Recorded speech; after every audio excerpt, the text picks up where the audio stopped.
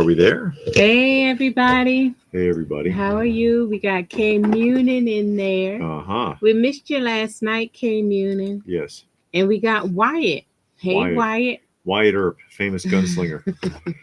How are you? Hope everybody's 4th of July is going good so hmm far. We don't do anything. No, we usually stay in the house Yeah.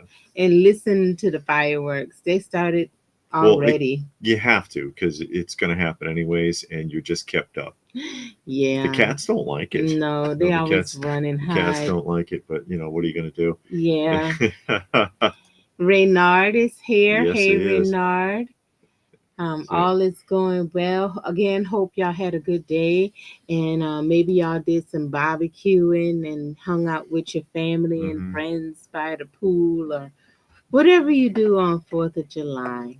we didn't do any of No, we that. didn't do nothing. We sat in the house and listened to music and sifted through some We had comics. a lot of sifting to do. Yeah, so that's about what we did today, you Because, of know. course, we had that big buyout, and it's Yeah. something like 50, 57 boxes Mhm. of comics, mostly short boxes. I think like 48 of them are short boxes. Yeah, did I say hey to Jay? Hey Jay, how are Hey, Jay you? McClintock. Thank all of y'all for taking time out of your schedule to come and just hang out and chill with us for this time and just have a good time, good relaxing time talking about just things that we all share of the love of the nostalgia Yes. of music, movies, TV shows, toys, comics, whatever, and just have this safe space to not be bombarded Hell, with. even the commercials were better. Yeah, yeah. We got the space to not be bombarded with politics and hmm all of that other stuff that you constantly filled with throughout the day. So Yes. we take this time to just get away from that. And So we're doing thank some y'all. extra this week because we Yeah, have a couple of days off. yeah. So, So we decided, let's just come on like we were on last night. We spent I think an hour and a half and then the night, and yeah. because we're not working, we enjoy spending time. Y'all seem to enjoy having us on. Yeah. So we say, hey, why don't we spend some time doing this, and it's good to get out there like that. I missed the live stream last night but caught the replay. How's Yes. those 57 boxes coming We're picking along? through. I mean, we had it was mostly in the long boxes. Is a lot of beat up books that I would put in like a 50-cent Mm-hmm. bin or a quarter bin or something like that, and which we will probably do if it's not anything that we personally want to keep. I see Severus has joined us as well Yeah. as William. And we got Robert. Robert Robert is is there. always here.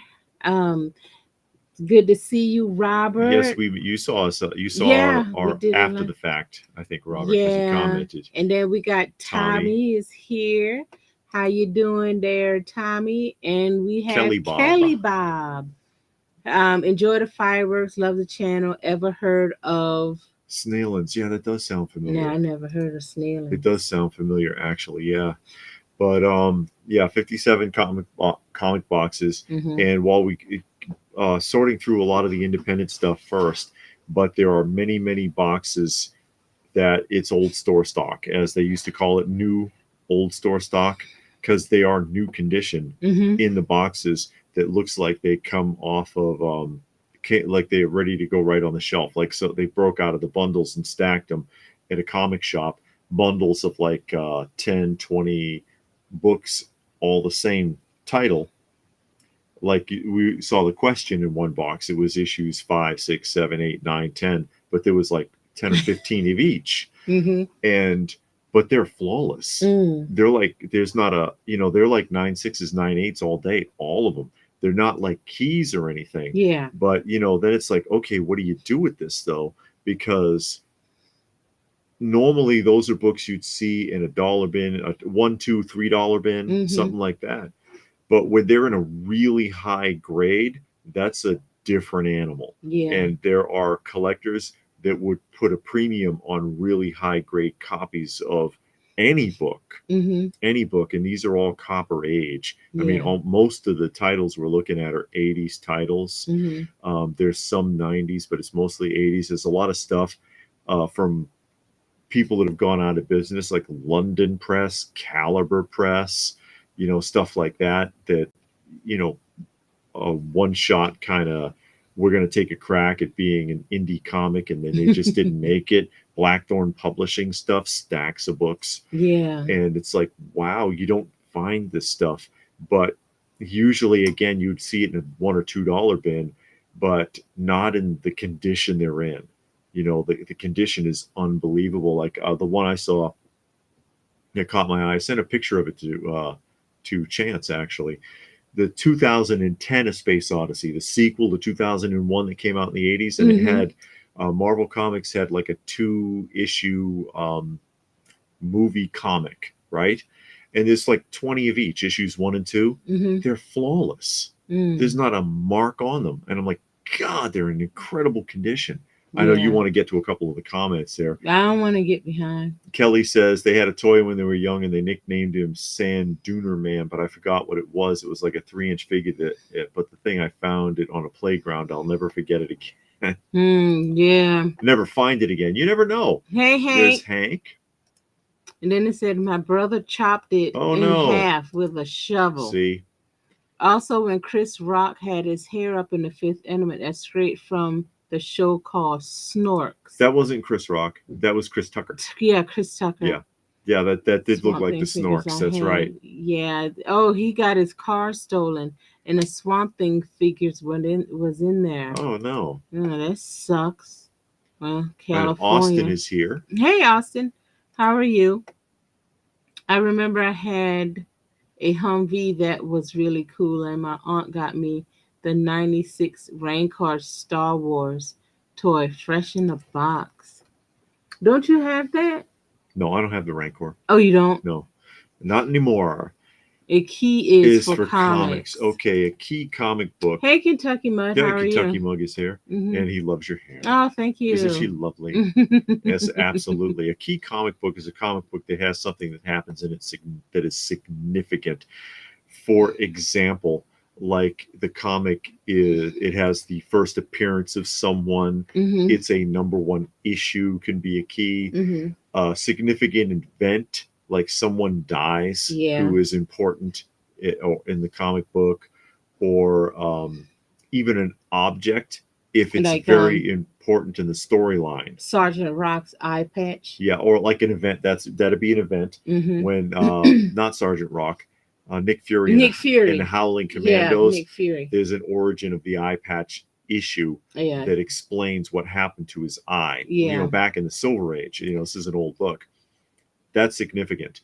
Or the issue of, what is it, Strange Tales? I forget, that where the cosmic cube is first discovered in another Silver Age issue. The cosmic cube, of course, has been very significant in comics and in the movie lore. Yeah. So that's a key issue. The Batmobile. Yeah, first time the Batman ever had the Batmobile is a key. And the Jokerfish. Yeah. Believe it or not, the Jokerfish. I think I have that copy. You do. That issue. We both have a copy of that. Of the Jokerfish. Yeah, the first time the Joker uses Jokerfish, because that's been used so often that it's significant as a first appearance in the comic book. It's not major, but it's important enough. And again, like I said, the one that people really hang on often is first appearances of specific characters, like the first appearance of Wolverine that appeared in Hulk. And that can carry a very high premium. Yeah. So those are keys. I had a great haul earlier this week. GameStop is having a buy 2 get 1 free on all anime. I know you loving that, especially a big anime fan. We cut a triangle into that Rancor, but he sure got his use. Also, I always wanted Darth Maul when I was young. Never got him until 2018. Yeah, you notice a lot with toys. When you're a kid, you couldn't afford it, but now that you're an adult. Yeah. I didn't have none of this when I was a kid. I didn't have nothing when I was a kid. No. Oh, we don't have GameStop Las Vegas, New Mexico here. We have a place called Players with a Z. And Time to Kentucky braid wants me to David's braid beard. my beard. Yeah, you think No, it so? gotta grow out a little bit more, and then we're gonna start doing the And braids. John McJunkin has joined Hey, us. John, how are you? Good to see you all again. Who's that? And Fiddle Fiddle Chips? Chips isn't Rorschach's first appearance in the DC in the Questions series. I don't think so. Not the question, because I Well, just read the question, the entire plus series. originally the DC universe wanted to keep Watchmen separate, Hmm. so those characters did not interact with other DC characters. Now, in the question, he was on an airplane and he was reading The Watchmen, and they made a point in the beginning of the book Mm-hmm. that he was going to be reading The Watchmen. So he took a airplane to, I can't remember where he went, but it was overseas. He left the United States and went somewhere overseas. I can't remember where. And he was reading The Watchmen, and he was making mention of things that was going on in that issue.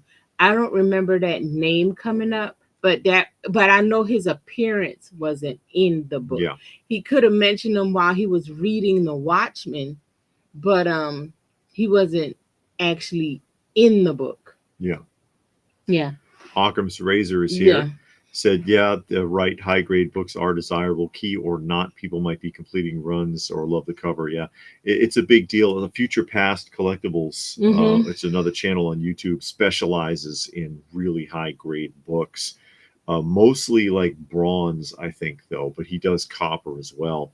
But he specifically looks for the highest possible grade because that's his niche. He's a reseller.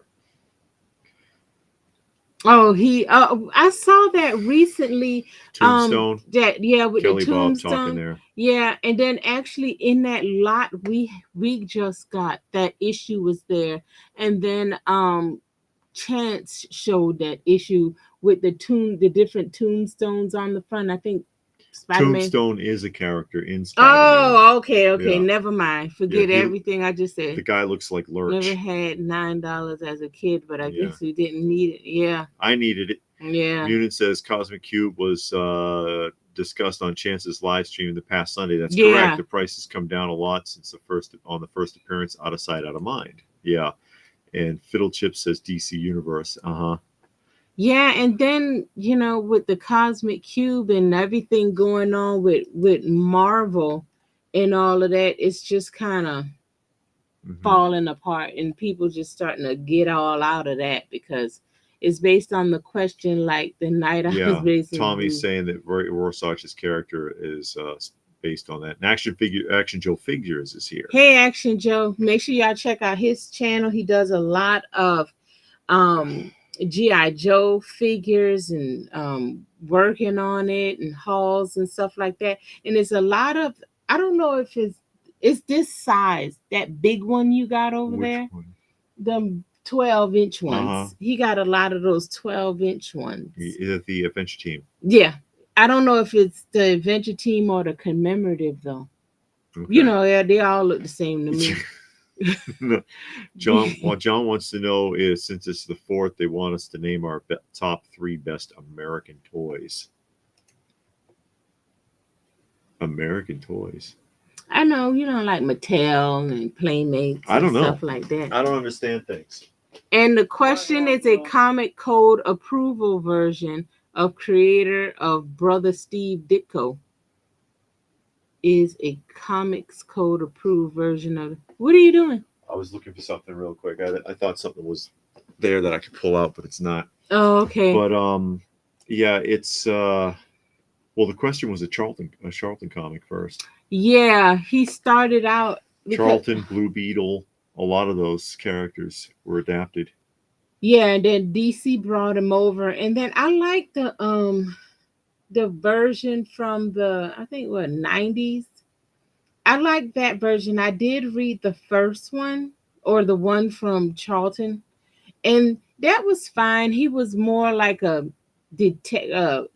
investigative reporter, because he was a news reporter slash detective like thing going around, you know, breaking cases. Although But when then, he was in Charlton, he just ran around punching people, though.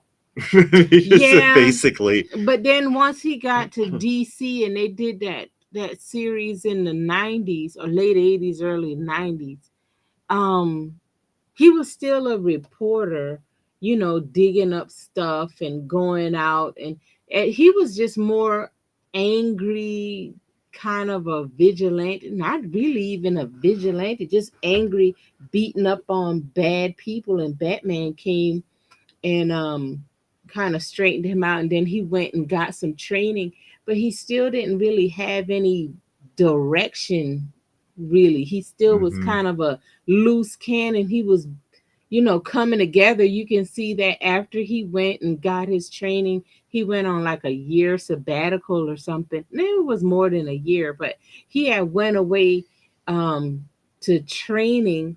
When he came back, his head was a little bit clearer and he was a little more focused, but he was still a loose cannon. Hmm. He still needed to be wrung in a little bit. And by the time the 2000s came, and he got, I don't know if it was powers, because they never really explained it. He had, yeah, he had like some powers or something, but they never really Yeah, explained where that came how they do from. that. They overpower characters and they keep going. I mean, look at Harley Quinn and what they've done with Harley Yeah, Quinn. She's gone from just being Joker's sidekick to being able to like beat the hell out of everybody. You remember when yeah, they like did too much with her. look at her with the Thomas Wayne Batman, and she's like a super ninja. It's ridiculous. Action Joe says they posted on their channel today. Vintage Joe he found at an antique mall dressed in an Uncle Sam outfit, but he That's doesn't know cool. where the outfit came from. Somebody just did something. Hmm. Occam wants us to get a Harley For what? so that you can ride on the back of the No, we motorcycle. ain't doing all that. He don't ride no How about a motorcycle. sidecar? No, I'm not doing none of Oh that. And no! David don't ride You know motorcycles. what I was looking for? As I Mr. A, both by Steve Ditko. Ditko Oh, okay. Ditko creation he's talking about, Mm-hmm. but yeah, Hasbro originally was an American company. I don't know about now. Hasbro, Mattel, Kenner, All of they all those were. who, Yeah. And yeah. Kentucky says Hot Wheels got to be on that list. You know, the original GI Joe. Kenner. Yeah, and almost anything by Kenner. Yeah. It seemed like all of these toys that we played with, Ideal, I'm looking around now, Hmm. they were all American. And manufactured here. Yeah, and Yeah. then something happened. Hey, Jesse, say what? Yep. How are you doing today? Um, I got a cool Golden Age Blue Beetle figure from the indie market maker, Creative Comics in 2019. GI Joe was great. Yeah, and Yeah. that was what Hasbro. Hasbro, GI Joe Hasbro. Hasbro. Yeah, looked it up. The question number 17. First time, really, Okay. not the Watchmen universe. I don't remember him in the book, but I mean, maybe I just missed it. Could be. Yeah, Bernard says they like classic DC before Crisis on Infinite Crisis. Earths. Better than the DC afterwards. How do you guys feel?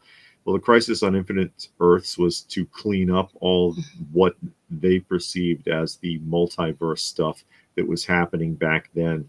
It was a way to clean up all the crossovers and get focused.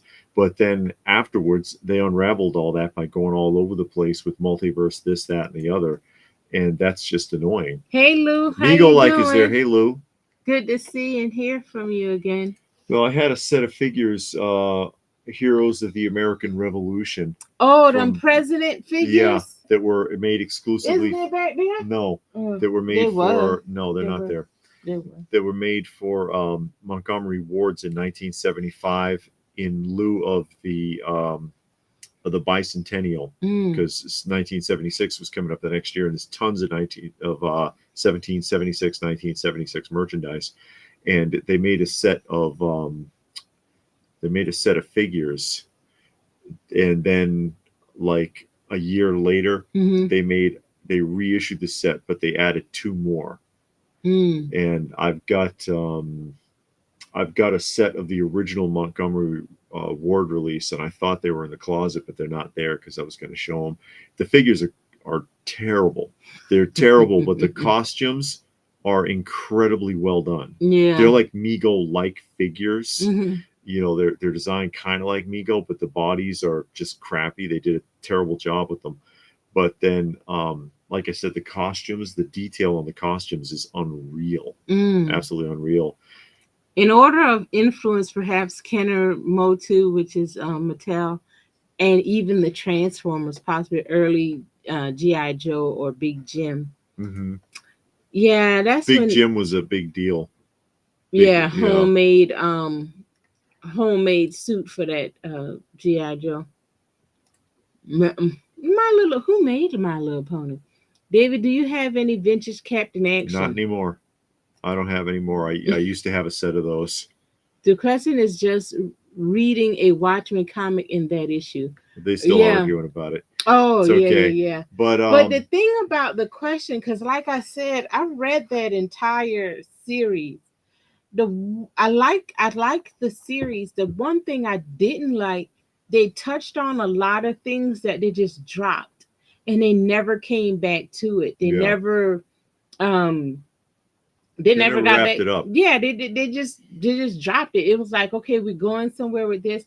Like they had one guy, I can't remember what his name was, but anyway, he led the question all the way back to, I think, Germany or somewhere, and they went, and he died in this tree and turned into a, I don't know, like a werewolf or something, and then it just ended. And then you're thinking, okay, the next episode or the next book, we're gonna get some information. Nope, dropped that and kept right on going. And it's and that Oh happened quite no. often in the book, and it kind of got annoying because the stories that they dropped felt like it was going somewhere, and it was like, okay, now this is going to be good, let's keep this going for a minute. But no, when America was great before all the brands, yeah.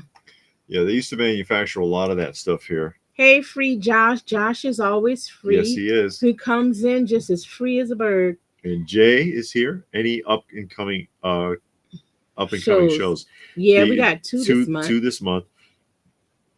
Oh, Lou says he just did a live with those and a ton of bicentennial Migo Oh, knockoffs. Okay. wow. Yeah, he's got my Migo, like he's got a lot of that kind of stuff, and he has a channel too. Yeah, he like those like doofy figures like what David has, like the knockoff Migos, the Durhams, Yeah. and I call them those doofy ones. But Some of them do look ridiculous. yeah, they do. But Yeah. that's how they're supposed to be, and Yeah. they look cool when you look at them long. I'll show you something here in a minute, Lou. You want to see something crazy, crazy, crazy. But They with Harley Quinn, they really just yeah. yeah, just really sick of seeing her. But in answer to Jay's question, Okay. before I lose track of my train of thought, on the 14th is the Atlanta Comic Convention, and then on the 21st is the Record show. and CD show. Yeah, Migo. Lou says shitty dolls with great outfits. Basically, the outfits on those American Revolution figures are amazingly well done. Yeah, The detail is incredible, and then the figures are terrible. hey Thor, go Happy get your thing birthday, to he show. says. Who birthday? Oh yeah, the United Oh, that's States right. birthday. Yeah. The toy companies were American and the figures were made in the United States. Prices were reasonable. Now made in China, prices are high. Go figure. Well, not only that, the prices are high, but when they were made in America, they were good. They were better quality, and we talk about this all the time. All the time, we talk about the quality of figures. And now, they're made overseas and the quality is just garbage. You got to use the blow dryer. We soaking things in water. It's just ridiculous that you have to do all that. But, that's what they got. I have the George Washington Joe I display in my classroom. Okay, you a school teacher? That sounds like it would be from the Hall of Fame collection from the 90s. Mm. Oh, anyway. Oh, okay. Okay, Let me read this and then you yeah, can share Hank that. says, when the reaction O-ring Joes hit the stores, how do you think they will sell, good or poorly? They'll probably sell good at first, at the very least, until people get a feel for them, because there's a lot of people that are nostalgia for the O-ring style GI Joe classic looking figures. So yeah, I can see an appeal right off. The traditional 5 points articulation reaction figures didn't quite hit the mark. The card art is great on them for the GI Joes especially, but they're still 5 points articulation figures. So people looked at them and they're like, I don't know. But if they are O-ring figures, I think Yeah. that'll hit the mark for a lot of people who are nostalgic to that, of course. But and then it remains to be seen if they're going to tolerate it. Also, the price point, we don't know how much they're going to be Yeah, yet. it's gonna be something ridiculous. Here you go, Lou. How bad is that?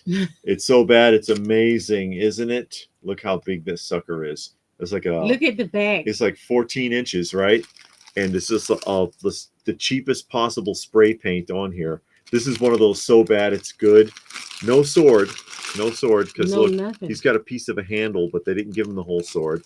See how badly it's painted? Just a spritz, right? On his lips too. So he's been huffing paint, I guess, because he's got silver in his mouth. On the back of the figure, Nothing. He nothing. just butt naked. 3 points of articulation, shoulders and waist, right? And then look at the header card. Civil War, Civil War, Civil War. A friend of ours from Mexico sent us these. These are not modern. These are older, but these are about, for people who love this kind of stuff. It's about as bad as it can get. And here's Faker. It's basically the same thing, but in blue. Yeah. So, and look at the hair. He spray painted. They spray painted the hair yellow. Just the front of the hair. Just the front. No paint on the back. Because we spared every expense. We spared it. And this one, obviously, is military force. Military force. That's what I think of when I think military or Civil War right here. Yeah, He-Man. He-Man. And Faker. Kind of. And they weigh nothing. These weigh like 4 ounces. That hollow blow mold. And then there's bits broken off in there. Because you can hear the shreds floating around in there from where the molds were cracked off. His arms are different colors than his torso. I don't know if you can tell that. It's just so badly done. But when you're into this kind of stuff, yeah, it's so bad it's good. You know what I mean? Mm-hmm. But I knew Lou would appreciate these. The classic, like vintage Mexican bootleg kind of weird stuff. David, what temps do you run your heat press on? Different for each era? How long do you run it? Curious. Everyone seems to be different. He's coming, Akam. Yeah. You gotta go put that stuff back. So what temperatures? 177 degrees for half an hour on each side, and then I leave it in the press. Unless it's a modern book. Because if it's a modern book, the paper is made out of a different material. It's like that magazine paper. It's got that polymer in it. And if you put it at a high temperature, it'll melt. And the pages will all stick together. It'll melt the ink on the page, and then they'll stick. You'll be baking a brick, basically. No, we haven't got any TV guide issues for a while, in a long Bernard. time. Yeah. Now we have been seeing it at shows and at record shows a lot. We have been seeing them, but we haven't been getting any because they're kind of expensive. The ones we got before, we found it at a yard sale, and we found a set at an estate sale. Yeah. And they were cheap. But if you go, like I said, to the record show, you always see them there, and they're kind of expensive. Yeah, they want a lot. And Action Joe says he lost his Whiz comics several years ago. Got bummed about it. How'd you lose them? No, that's right. I'd be bummed. I'd be bummed too. Yeah, that's Golden Whiz Age. comics. Fiddlechip says Harley Quinn's stock went way down. Suicide Squad versus Justice League was disgraceful. The films I haven't seen the films, but I've heard they're pretty bad. But yeah, she's just overdone. There's several characters that I'm just tired. I'm tired of hearing about. And Harley Quinn's one of them. Yeah, she was fine in Batman the animated series. She was created for that. And then all of a sudden, now she got comic books. She got a million toys and statues and all of this. And in a ton of movies, and it's like the one that was in Batman the animated series worked. Hmm. That Harley Quinn worked. But Yeah. then they kept bringing her back for some of the other animated Batman's movies, the movies, and they kept kind of changing her up. She was never like what she was in Batman the animated series. In the movies, sometimes she was, sometimes she wasn't. She was just like super Harley and all of that. I don't know. And I know she got her own cartoon out of it, and her and Poison Ivy had a thing. And you saw that coming in the animated series. They didn't hint at that, but they became really good friends. Yeah. And I remember watching it, and I told David, I was like, they're gonna take that on a whole Yeah. new level. Someone is going to And take they that. did. They took it way out there, because I know the Harley Quinn cartoon that came on HBO or Cinemax or whatever. That's the direction they went in. Hey, Gilgamesh, how you doing? And we got Display name. He says the sculpts from Super 7 are too soft for my taste. what does too soft mean? He doesn't think they're doing a good enough job. Oh, And Hank says that's a terrible knockoff. Was that? Yes, it's from Mexico. Yes, it is. yeah. And John says in honor of the 4th, his top 3 are Lionel train sets. Okay. Okay, yeah. Mattel Barbie dolls and Parker Brothers and Milton Bradley board The games. board games. Fair enough. They had the market locked down, Milton Mhm. Bradley and Parker Brothers, when it came to board games. Everyone knows that the Civil War is where Cringer Yeah. is limp. Poor Cringer. Mhm. Sever says he doesn't do Joe, but the SDCC Once a Man Oh, yeah. Cobra Commander is very nice. Con exclusive. Rarely hit as hard as that one. Yeah, that they made a con exclusive of from the movie where Mhm. he starts changing Mm. when Yeah. Globulus hits him with the gas. Yeah, the spray Master cans. of the spray That's cans. all they did. It's just, it didn't even try to flip them over. Fabio is here. They didn't. Hey, Hey, Fabio. one can of paint, 1,000 figures. Make it work. And Zomb is here. Cheers from Canada. And Action says, I had them in a climate controlled storage and then moving to another box disappeared. Oh my. Oh no. He's talking about those Wiz comics. Oh no. Yeah, Kelly, she was great on the animated. Yeah. Yeah, want some pie, Mr. Joker? She loved the And Joker. she made a lot of innuendos that Yeah. made you think that, this show is not really for kids. Like when she's in like her nightie and she's crawling on the table in front of Joker, and she was like, does Joker want to ride the Harley? And I'm like, wait a minute. and he smacked her. Yeah, he beat her up pretty He's like, good. I'm thinking, get away. Yeah, and it's like, golly. He beat her up pretty good, and she always he was went rough back on to her. him. Yeah. Yeah. Easel Monkey says, off topic, Diamond Select Captain America is a superb figure. Really? Lots of accessories. I'm surprised. Yeah, because I don't typically show anything from Diamond Select because they made a lot of junk. Eric Peter says, I agree. When Harley was a jester in the animated series, she was fun.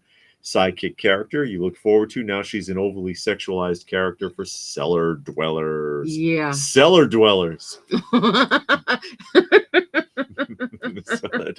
You That's live, a good you one. live I in can that use. basement. Yeah. You know what that makes me think of is comic book guy from The Simpsons. Yeah. Who remembers when comic book guy got together with Skinner's mother? I didn't watch the show that much to even know about they that. had a relationship going, and his home got raided, and the Chief Wiggum and the police, they rushed in and caught the two of them in bed. And then he rushes and he says, you're under. Oh God. Okay, we'll go easy. Just stop whatever that is you're doing. Like, oh my God. Well, I mean, you can't really say that. I mean, Zomb's, all of those, yeah, all of those everybody's modern toy companies are copying the old they're stuff. all copying. I mean, NECA, not probably not NECA. NECA, Well, they do different things They do like the same thing over and over yeah, again. they NECA, do the same thing but over and over, but yeah, that's all you got they're because they don't. copying themselves. No, you know what? They're copying Kenner because Kenner had the original Aliens Predator line, and Yeah, they but even then they copied do. the art. The art Yeah. they did. Yeah, they do some of their own stuff Yes, because I was thinking about how they do like the Halloween stuff and all of that that's horror true. stuff Yeah, and all of that. But they do take some of the same things like the Ninja Turtles and yeah. all of that. So everybody, all of these modern toy makers are just riding the Defenders of the coattails. Earth. Yeah, Captain.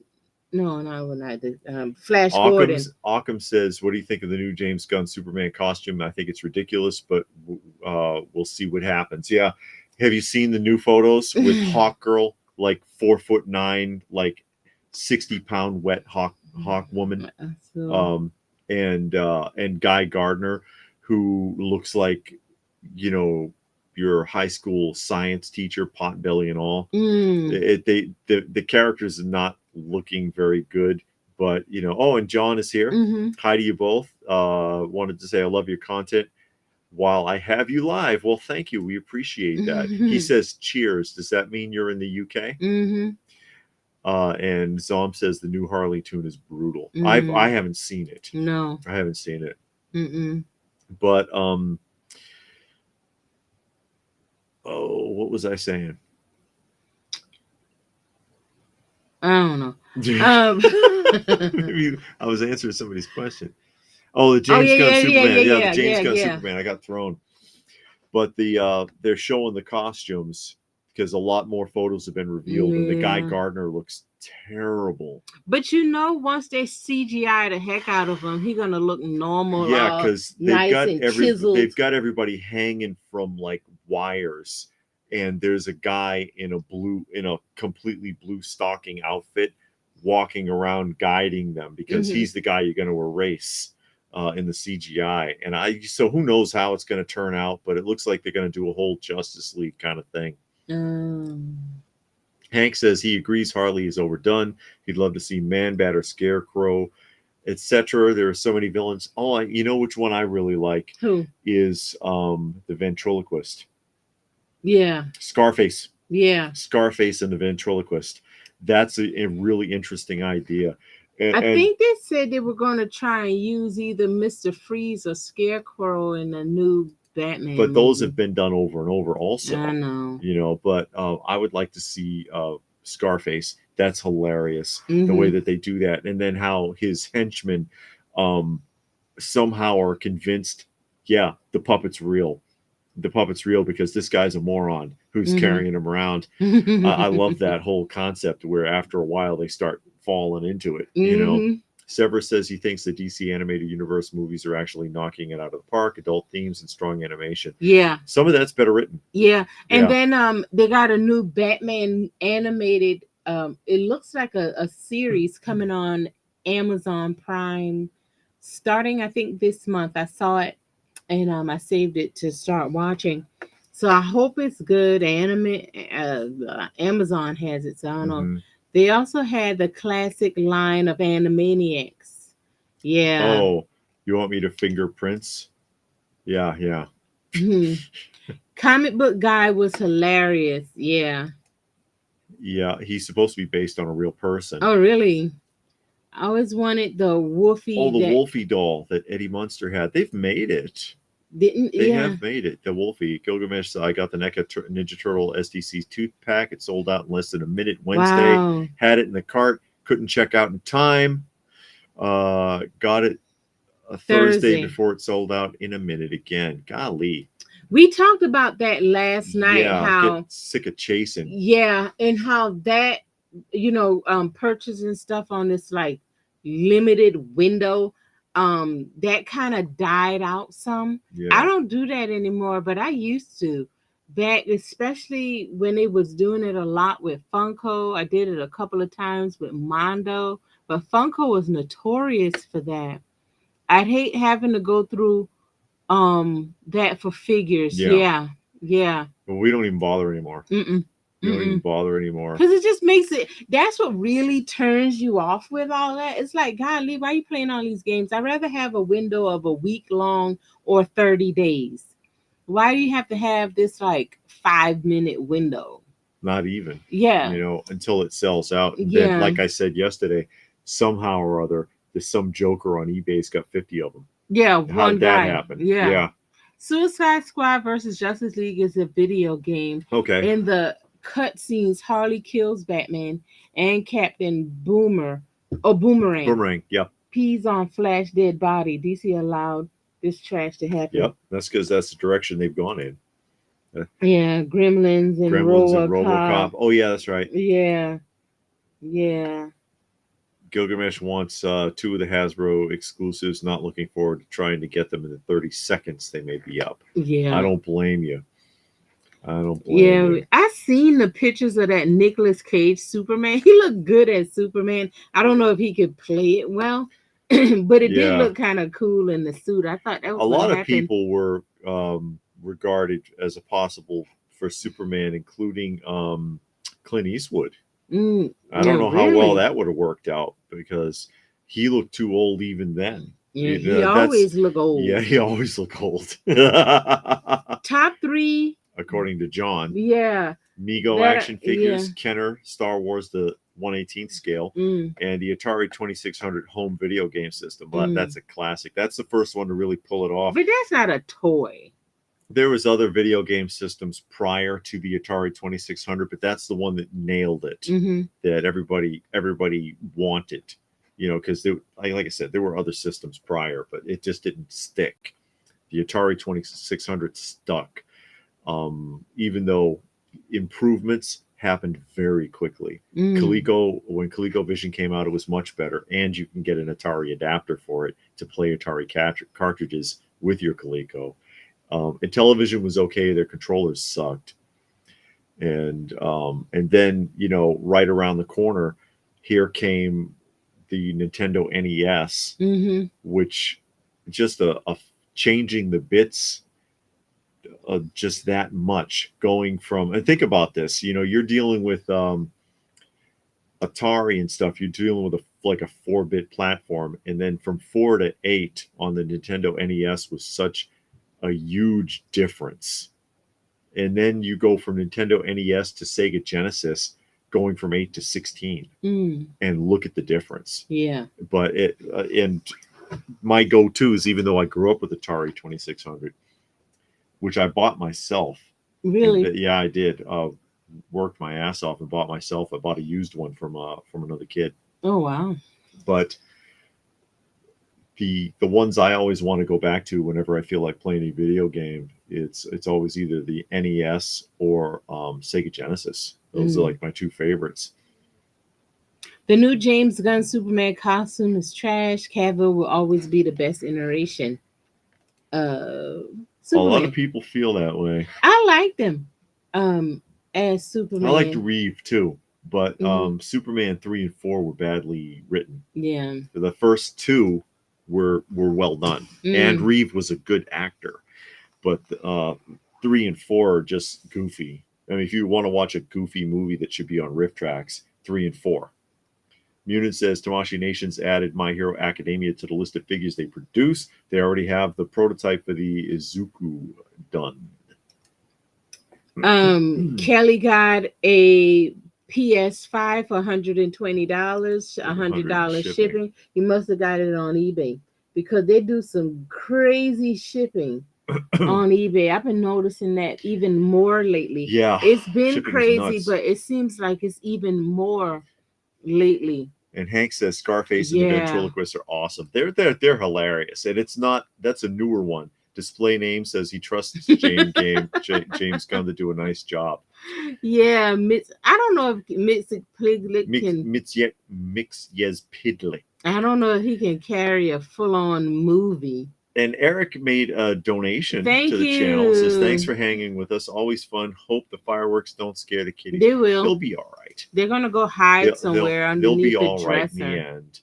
They'll be all right in the end. Oh, okay. You saw the trailer for it? I didn't look at the trailer. I don't like looking at trailers of Uh-oh. movies I really or TV shows I really want to see. You know who So, else would be a really good villain that they touched on him. He was on like one of the oh, animated. your name is long. Oh, But hey to you. Are we gonna call you Maria? Maria Alexandria Delgado Hevia. Maria. Hey Maria, how you doing? Yeah. Thanks for joining us.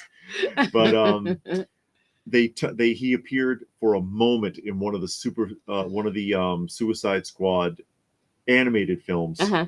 and what's her name killed him like immediately, blew up the thing in his head, Mm-hmm. and I'm like, that's such a load of crap. And that was the KG Beast. KG Beast, great villain. 10 Nights of the Beast was well written. I would love to see a properly done KG Beast, but they don't do it, and they kill him immediately. And I'm like, he's the one guy that could get the job done. Mm. As far as dealing with Batman, for example, even beyond Bane. Mm-hmm. Because if anybody here read the KG Beast, what happened at the end of the KG Beast? Zom says Wolfie was super limited. Butch Patrick was involved. Okay. Really no excuse for a pre-order to sell out in a mere few minutes. No, it's not. It's too limited. They're doing it on purpose to create artificial demand. Yeah, and that's why I stopped with all of that, because it just got crazy. It got ridiculous, and it's like, okay, we're not little kids trying to playing games. If you want to sell your product, sell your product. Why do you have Yeah. to have these super limited numbers? And then again, like David said, you got somebody on eBay, not just one person. You got several people on eBay that got 20 or more, but then Mhm. you say it's limited to one person. And then you Or say, two per yeah, person or some kind of thing like that. yeah. Yeah. And then you say you're doing things to stop the robots and from ordering and all of this. And and everybody know That's that's what a Zomp is going on about yeah. there further down in the Yeah, comments real everybody quick knows there. a lie. But at the end of the KG Beast, for people who didn't see it, spoiler alert here, is when he had him finally cornered, right? He had him finally cornered. I forget. I think they were in a subway or something, and it's got that blast door, Yeah. emergency Mm-hmm. like bomb shelter, whatever. And he's like, "All right, this is it. Let's go, let's go." And Batman's standing there and just shuts the door and bolts it. Mm. And he was like, "Yeah, maybe in my younger days when I didn't know any better, but Mm. I'm not fighting with this guy." He wouldn't do it. But I mean, this is the guy who chopped off his own hand to get away from Batman in the first place, Mm. and then got a prosthetic, like freaky device put on like immediately afterwards. That's what Rick did in the new Walking Dead. Yes, but he did. Batman had him, and because he was hung up by one of his cables, and he's like, I got you," and he snapped it off, snapped his hand off, and dropped, and Batman's like, "You got to be kidding me, this guy's nuts," but he didn't want to fight him. Uh, He didn't want to fight him. I don't know those two characters, so I can't comment. Oh, DC's Isis or Marvel's Storm. I don't remember what Isis can do. I remember watching Isis. I have the comics, but I haven't read them. I have 2 issues of Isis, Mm. but I remember watching it because they had the Isis Shazam Power Hour live action on Saturday mornings on CBS back in the 70s, and they had a few live actions. Jason of Star Command, Mm-hmm.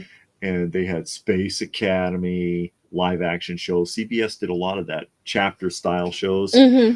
but I don't remember what she could do. My uncle had a Magnavox Odyssey. He always talked very highly of that game system. Mm-hmm. I bet you're way behind. Zom says some Yeah, toy I think I company am. needs to make Spidey figures based on the 67 cartoon. I want to see one based off of the Spider-Man from the Electric Company. Mm.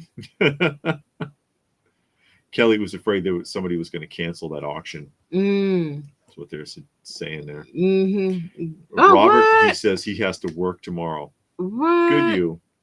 Mm. Some people got, but tomorrow is not a holiday, so a lot of people are going back to work. Not me. David, do the comic guy voice. You want me to do the comic guy voice? I Oh was joking no. about that guy, just totally unknown villain like Clayface. So sad. Clayface would have to be a lot of CGI. I had heard that it was some talk about doing Uh-huh. Clayface, and I was like, "There's no way," because he's like a shapeshifter, Yeah. and it was just the way they do CGI now. Even though it cost them billions of dollars to do a movie and a Doesn't make TV sense. show, it would still look sloppy, and it would make the whole even if it's a good movie with a great plot, well written, well acted, that would make it a bad movie. Yeah. The poor CGI trying to get Clayface to shape shift, and because on the animated he melted into nothing and came back together, but in animation you can get away with a lot of Yeah. things. That's why in some, Well, they managed to pull it off in Terminator 2 with the shapeshifter. yeah, but his whole body didn't shape shift. But what I mean, Yeah, I know what you're what I'm saying. suggesting I is that for know. some reason the CGI then was better. Yeah. Um, McFarlane showed off his first two Bleach figures. Both are mixed media. They look good, he says. hmm. And then Occam says, "Did you see the Super 7 GI Joe O-ring prototypes?" No, I have not seen the prototypes. I didn't I really think pay we attention. saw them at the I thing. wasn't paying attention though. Oh, hey Patrick, Patrick has how are joined us. you? Second fight, Aquaman or Submariner? Aquaman or Submariner? Yeah, Uh, Namor.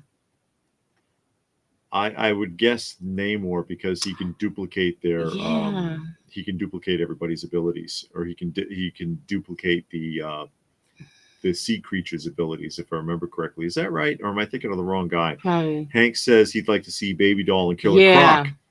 Yeah, that because they were dating. I don't know how they did it, but they They were were. dating. Yeah, it's almost firework time. It started here. You can hear it going on. Yeah. But the way society is now, it would get super creepy.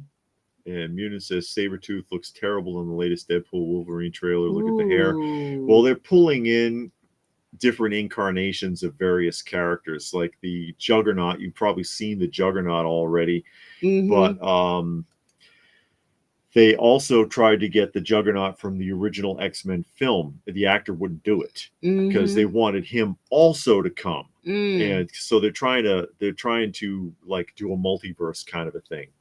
Solomon Solomon Grundy Grundy, I would would be like to see. better. Yeah, I'd like to see Yeah, Solomon Grundy. because I mean, you don't have to do a lot. I mean, yeah, you got to do a CGI a person that big because he Mm-hmm. was really big, but at least he won't be shape shifting and doing all that. You know, Solomon Grundy is a to go. solid DC character that is highly underrated, my friend. I would have you know I am an expert in all things comic books. He had a good point on yesterday's stream. He mentioned how the first Jurassic Park's Computer computer graphics graphics. are Yeah, it looks superior to better than anything any of the today. stuff they're doing now, and that's Yeah. from like decades ago. It's crazy. Submariner, and I would like Aquaman to win the Jason Moana one. Oh yeah, Okay, Aquaman. now we're caught up. Only if Aqualad is helping him. Aqua, Aqualad is Aqualad, lame. the Aqua Load is more like it. Yeah, Aqua. If you Aqua ever watched the lame. 1967, is it 67? I don't Because we know. watched the whole season, Saturday morning cartoon, 1967 Aquaman, and they had the Superman and the not Spider-Man, Batman from that time period. Mm-hmm. And Aqualad, all he did was get stuck in different places, and then Aquaman would have to come and bail his sorry behind out. You know, he's like, Aquaman, help! Or every time you turn around, a rock is falling and hitting Aqualad in the back of the head, and he's laying out there. Yeah, and it was And then always him and that girl. and the I don't know who. walrus. Oh, Mira. Yeah, Mira. Mira too. She's useless. She'll always get trapped somewhere. And then the walrus is under the sea, and the walrus is telling Aquaman, "What's that? Tadpole got in trouble again." Oh, hang on there, Tadpole. He always called him Tadpole, and he's like pulling him out from under something, underwater fire or some bullshit that doesn't make any freaking sense. You don't think it could be fire underwater? And he throws water balls. At the Aquaman, fire. he swirl up a water ball and throw it, and swirl up a water ball and throw it, but you're underwater. You're Yeah. underwater and you're throwing water. Yeah. This doesn't make It makes sense. all It kind of doesn't sense. make any You're sense. not looking at it properly. How are you throwing water underwater? And he has the big seahorse that he rides on. But yeah, Aqualad or Tadpole. Hang on, Tadpole, I'm coming. He was always Tadpole was always getting knocked out. A beam had hit him. A boat would bump him in the head. A rocket. He must have brain damage by now. As many times he's been hit in the head. He young. John says third fight first. DC Plastic Man or Mr. Fantastic. Plastic Man. Plastic Man. Plastic Man. One of the most dangerous characters in the DC universe. He's made out of a like a nearly indestructible polymer. Even if you melt him, he can recover from it. But yeah, he's really dangerous in comparison to Mr. Fantastic.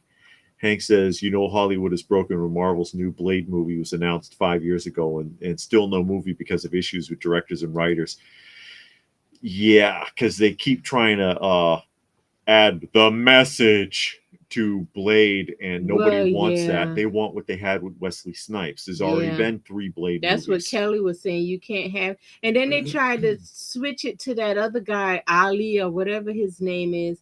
Then it said it was going to be a female, and I know, and he was just going to be in the background somehow, right? Like Blade's daughter now or some crap. Yeah, because I read in one of the comics, I can't remember which one it was. I want to say it was that Blood Hunt that Blade has a daughter, and I think that's who they wanted to put in the Blade movie. She was going to be like the star.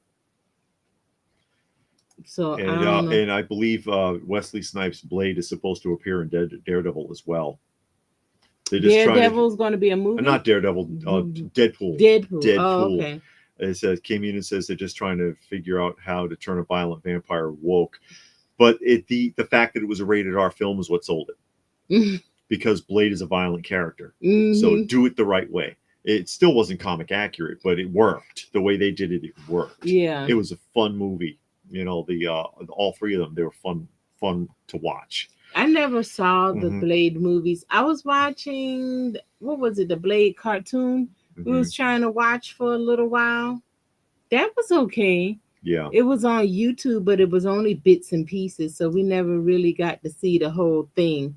And Kelly says Squirrel Girl or Ant-Man. Ant-Man. Yeah. He could shrink and go in her ear and then expand and blow her head up. Yeah. Never had better whistler, so forget it. Oh. I never liked the first Deadpool, so I never saw any of the other ones. But I saw the first Deadpool. I really don't remember hardly anything from it except for a couple of really vulgar scenes that I wish I hadn't seen. But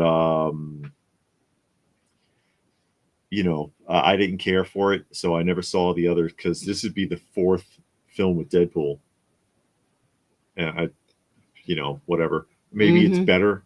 Maybe they've changed some things, but I wouldn't know. Hank says Blade versus Batman. Who wins? Batman. Because Batman always wins. Batman beat the Punisher. Batman beat Predator. Batman beats everybody, ultimately. Something that I saw about a month or 2 ago, Superman and Batman license are coming up. They're about to become a public domain, so anybody can get their characters. It looks like they already are. And then they can start crossing them over with other titles like Marvel and whatever else. So I don't know how that's gonna look, what they're gonna do to them. Open source. Yeah. So yeah, I mean, I don't know. They're already ruining everything, so I guess it really doesn't matter. Either DC will ruin them, let Marvel do it, or somebody else do it. Either way. Or they can reobtain the licensing, because who is it? Disney went through that. Disney went through that with the Mickey Mouse character, because the original Mickey Mouse like strips, like newspaper strips, whatever, that expired, Mm. and somebody snapped it up and printed it in comic books, and in the late 80s or early 90s, and it was called Uncensored Mouse. Mm. And he got as far as 2 issues before Disney finally negotiated buying him out to stop him, because the original Mickey Mouse, the way he was written, was pretty violent. He Oh, was running really? around chasing people with a shotgun and just crazy stuff. Because I bought those issues, and Disney managed to reacquire it from him. Hmm. So yeah, it remains to be seen. It's just a matter of who's going to be savvy enough to get on it and buy it off fast enough. I hope Disney doesn't buy Superman or Batman, because you know where that's going. Oh no. Yeah, Yeah. Predator loses the little girls now. Little girl, So, little 90-pound Indian girls. oh, God, Gilgamesh says his dog just noticed the she's fireworks not going off. happy. No, I bet they're not. Yeah, I bet they're not happy. scamming Yeah, we some went to people. the thrift store today, Oh yeah, and we had a little bit of luck. She she doesn't have them down here, but she found a I stack found of a vinyl bunch records. of records. Stack, because there's always vinyl records, right? Um, But also Schoolhouse Rock on VHS, I don't know. Science We Rock ain't got and no Multiplication Rock. VCR. But it's Schoolhouse Rock. Schoolhouse Rock on VHS. Multiplication and Science Rock. And the Multiplication Rock is like one of my favorites from out of this series. And this is actually how I learned to do the multiplication tables. But this stuff is classic. We rewatched this not too long ago, last year, because I had the complete series on DVD. Yeah, on DVD. And I dug and dug and dug because there were shopping carts full of VHS cassettes. Yeah. And I was like, come on, you got to have the other ones. They didn't. But I couldn't resist. I couldn't resist because of how nostalgic that is. And then this, just for the hell of it, a piece of the action at the pinnacle of really bad 70s blaxploitation films. I give you a piece of the action starring Bill Cosby, Sidney Poitier, and James Earl Jones in a really, really bad comedy. And those are some good actors. Yeah. I've seen a lot of Sidney Poitier movies, like the early ones, and they were really good. But he did that. Yeah. Sidney Poitier, for some reason, we go from being an Oscar winner. Okay. Yeah. Sidney Poitier's won Oscars and done like top rated films, especially in the 60s. Yeah. He did some great films. To doing this, and he was producing them. You know, he was producing this stuff, and it's awful. This belongs on riff tracks, but you know, you hardly ever see this kind of stuff, and I couldn't resist picking it up just for the history of it. But yeah, you got to wonder. I wonder what happened. He was like, "Yeah, where we're going to make my money at?" He had to be making more money doing the good stuff. I don't know. I would hope so. I mean, he won an Oscar. He won an Oscar in like 1965 or something. And then he goes, and then he does that stuff. It's like erasing the legacy. I guess so. To me, that's what it feels like. I know I never heard about that. No, I never heard you got that, all though. kind of conspiracy theories out there. Oh, Yoda versus Professor X. Professor X, because he's overpowered. Oh, Kelly had Return of Jafar on VCR. Oh, yeah?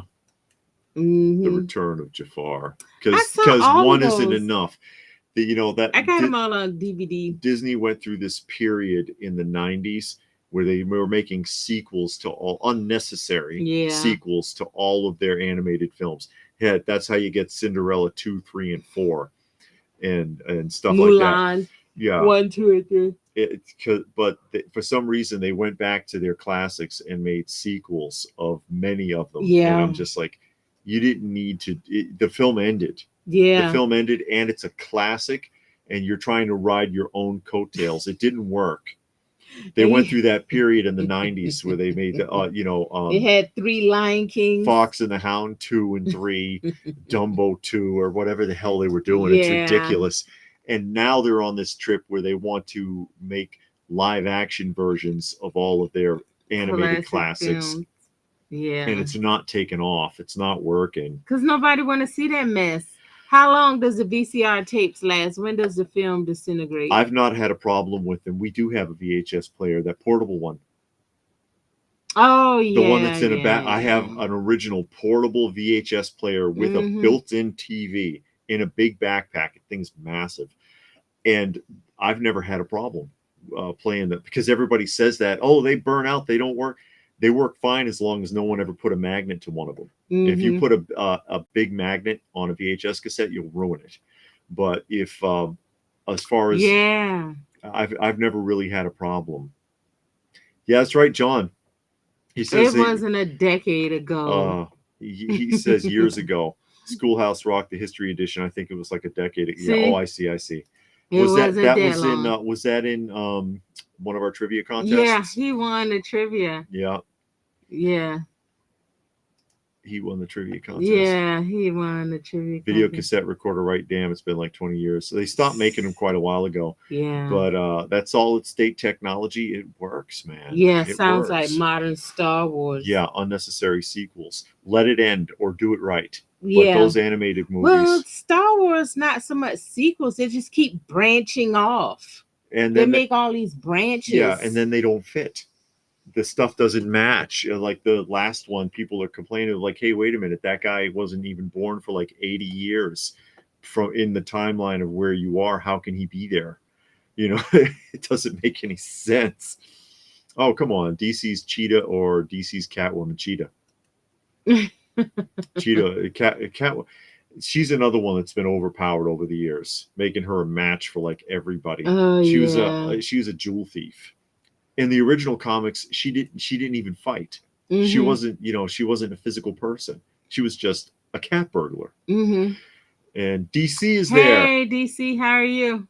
Got Conan reaction figures today for $4 each. Where was this? Probably at Walmart or Target or someplace like that. GameStop. Ollie's has got a lot of that stuff dumped in there now. Yeah, they got a lot of Marvel Legends. Hey, that's the price to pay, man. I'm telling you. Because we were at Ollie's last weekend, last Saturday, and man, they had so much Marvel Legends. It was just ridiculous, the amount they had, and it still wasn't moving. The best thing Star Wars has done in the last 15 years is the regular repair guy. Bubba Frick. Okay, worked on C-3PO. I haven't seen any of the modern incarnations. So I haven't watched any of those shows, not The Mandalorian, none of it. I haven't seen it because we don't have Disney Plus. No. What was I saying there? Oh yeah, the Ollies, because I did a short on that because the new Hasbro starting lineup editions have dropped to Ollie's. They're $7.99 a piece. The original retail was like $55 plus tax and shipping because they were only available through Hasbro. And they're not starting lineup figures, traditional Kenner starting lineup figures, which are figurines with a trading card attached. They did them like Legends figures and in Legends scale, but nobody was going to pay that price, and they ended up bottoming them out to Ollie's. So how much did Ollie's pay for them if they're selling them for $7.99? Oh no, but boy, it's $7.99. And they had what looked like the whole wave. They had like 5 or 6 different figures at least. John says, thanks for letting me be part of your channel's history. I loved winning the Schoolhouse Rock DVD. I was honored to win. That's a fun series. That's it. And sharing the nostalgia. I hope you enjoyed it. I hope you enjoyed that. I love that stuff. Yeah. And it used to come on CBS between the cartoons, like in the commercial block between when one cartoon was transitioning to another, and they had that commercial block, they'd slip one of those in there just randomly. It might be multiplication, it might be History Rock, but those were well done. But it was just so ridiculous how Congress complained because your kid was learning while watching cartoons. Yeah, they And said you can't use cartoons to educate. That's how that series got canceled. yeah. Because there's a few on the disc that never made it on the air that were produced, but just no one saw them again until they were put on disc. Oh, Star Wars is now trying to retcon the Force The and the Sith. Sith. Changing things going forward can work if done right, but rewriting the past only destroys what's What's established. Yeah, established. because people, there's an established canon and people have an expectation. If you go outside of that expectation, all you do is frustrate your potential customers. Hank says he wished people would quit complaining about the canon in the Star Wars TV shows when George Lucas clearly said years ago in an interview the only true canon is the movies. Mm.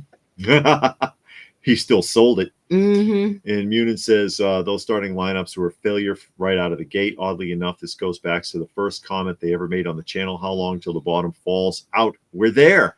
Yeah, pretty much. We're getting close. Another nail in the coffin, as they say.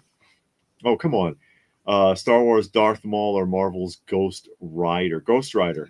Ghost Rider cannot die. Mm. Ghost Rider is technically indestructible. And Snever said, agree, Hank. Oh, he's talking to Hank. Mm-hmm. But yeah, Ghost Rider cannot die in Ghost Rider form. Yeah, but people want to see just some continuity and stuff. And I understand what Hank is saying. George Lucas want everything to be contained to the movie, but when they started branching out, people want to see, okay, this has to connect.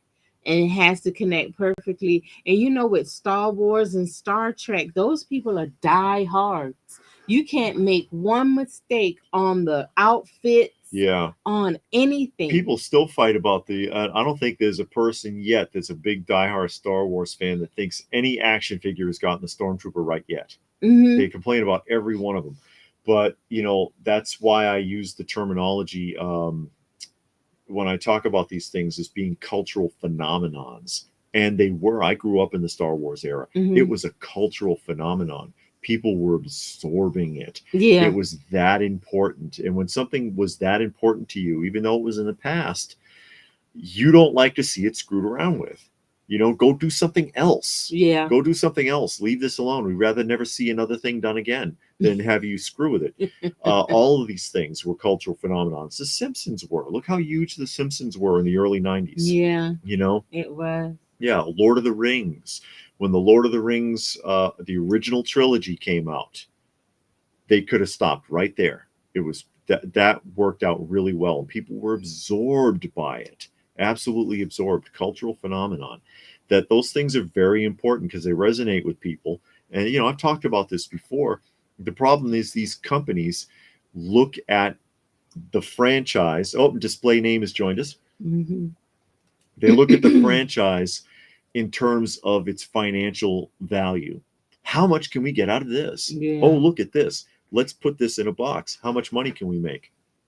Instead of looking at it in terms of what made it a cultural phenomenon in the first place. And if you tapped into that, the money will come later. What made it a cultural phenomenon? And I've used the example of like Cobra Kai. Mm-hmm. They wanted to pick it up kind of where they left off. They wanted it to fit with the original films of Karate Kid. And they managed to pull it off because that's what they were looking for. Without just doing fan service, okay, like Ghostbusters, I forget which Ghostbusters, the one before the last one, because the last one didn't do well, but the one before that where they did a lot of fan service, but it really didn't feel like Ghostbusters. But Cobra Kai managed to make it feel like, okay, this is really 20 years later. Or I've mentioned several times about Wrath of Khan. Hey, and My Flock is here. Happy 4th. where Wrath of Khan, the chief writer there, he didn't know anything about Star Trek. He never saw it. And he was like, I'm not going to screw this up. He went and watched every episode of the original Star Trek to see if anything resonated. What could be a good continuation where I'm going to make the people who love this so much happy. Mm-hmm. And he was like, oh, I'm really feeling this episode. I wonder if Ricardo Montalban is available. And he was. He was still filming Fantasy Island, so they had to break it up. I mean, if you didn't notice, William Shatner and Ricardo Montalban were never in the same room together. Mm. They couldn't meet in person. So they had to film separately, but they still made it work. But that's the best Star Trek film ever made because the writer cared enough. What made this so important to the people who loved this movie? Let's start there. The money will come, but no, yeah, if you build it, they will come. But but no, they look at it and say, "Oh, franchise, let's just make money. We'll make pots of money. Oh, let's do this and this to it." No, you're going to screw it up Mm-hmm. ultimately. And Lou says, excellent point. The whole world went from trying to make kids happy with cool toys to what kind of piece of crap we can make and maximize the dollar, no, no matter who complains. And you can't complain to them. They Mm-mm. used to listen. Mm-hmm. They used to listen to you. Like you see the three, I've mentioned these before, three different versions of the Shogun Warriors Godzillas by Mattel, right? There's three versions because of consumer complaints, problems.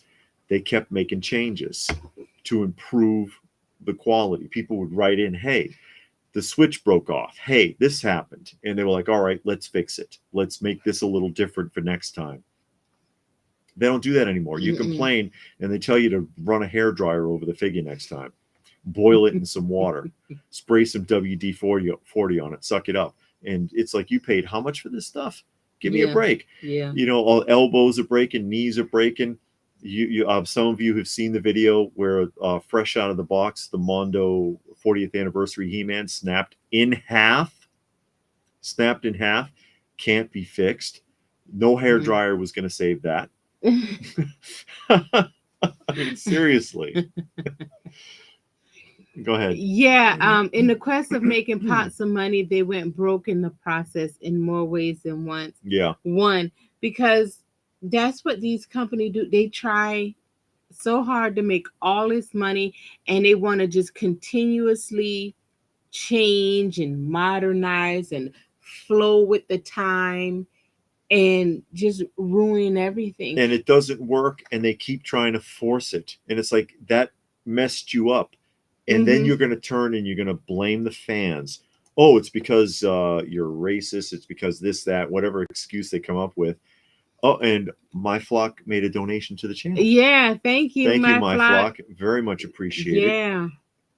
But they force these changes, and then when they don't work and the people complain, hey, we didn't like your movie, they blame the fans. And all you're doing is alienating your fan base on top of everything else by insulting them on top of in addition to what you've already done. But I wonder how many people really watch or stop watching this stuff. Who watches those movies? Can you get, or TV shows, can you actually get an accurate count of how many people are watching these shows? Like all of the Star Wars movies, TV shows that's come out. How many people are actually watching it? Well, they can monitor how many TVs are on. Yeah, but they can do that nowadays. So that's why they don't need Nielsen anymore. But and that's also how they fake. A little bit of a rabbit hole here. That's how they fake views on news and sports channels. Yeah. Because in bars and restaurants, the TVs are just on. Each one counts. If you've got if you go to Applebee's and they've got 15 big screens up and they're all on the baseball game, that's 15 views and no one's looking. You know what I mean? So news and sports are faked. The numbers are faked that way. But as far as regular television, nobody's playing Obi-Wan Kenobi TV show on TVs all over the place and in Walmart and everywhere. So they can get a fairly accurate count of how many people looked at it, and that's how come they keep getting lower numbers. McJunkin said Marvel Firestar versus Marvel's The Human Torch. It's what happens when shareholders and investors don't do it for the love of the product and it's just for Just for profits. profit, Everything is now disposable. says Lou. Yeah, and that's the thing. They don't care. No. They don't want to know. They don't even want to know. And like I said, at least with for example, the one that I mentioned, the writer for Wrath of Khan, he he didn't know anything about Star Trek, but he cared enough. He had enough integrity, as it were, as a writer, to want to do the best job that he could. And he sat there and he says, "Okay, I really, really want to do this right. So I'm gonna find out about Star Trek. I'm gonna see what it is these people love so much about this TV show, this franchise." And he made it work. These people don't care.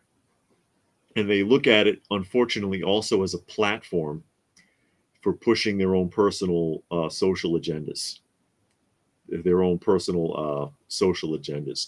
They're like, okay, well, I feel this way about this social justice bullshit, so I'm going to write it in, and nobody stops them. Nobody stops them, and it kills it. I don't want to hear about that. You're going. We're in an era now where it's forced down our throats everywhere. You know, even in sporting events, movies, television shows, magazines. You know, whatever you got, comic books, they're forcing it. But all of those things were created to give people an escape from reality, not to force us to be confronted by your view of that reality.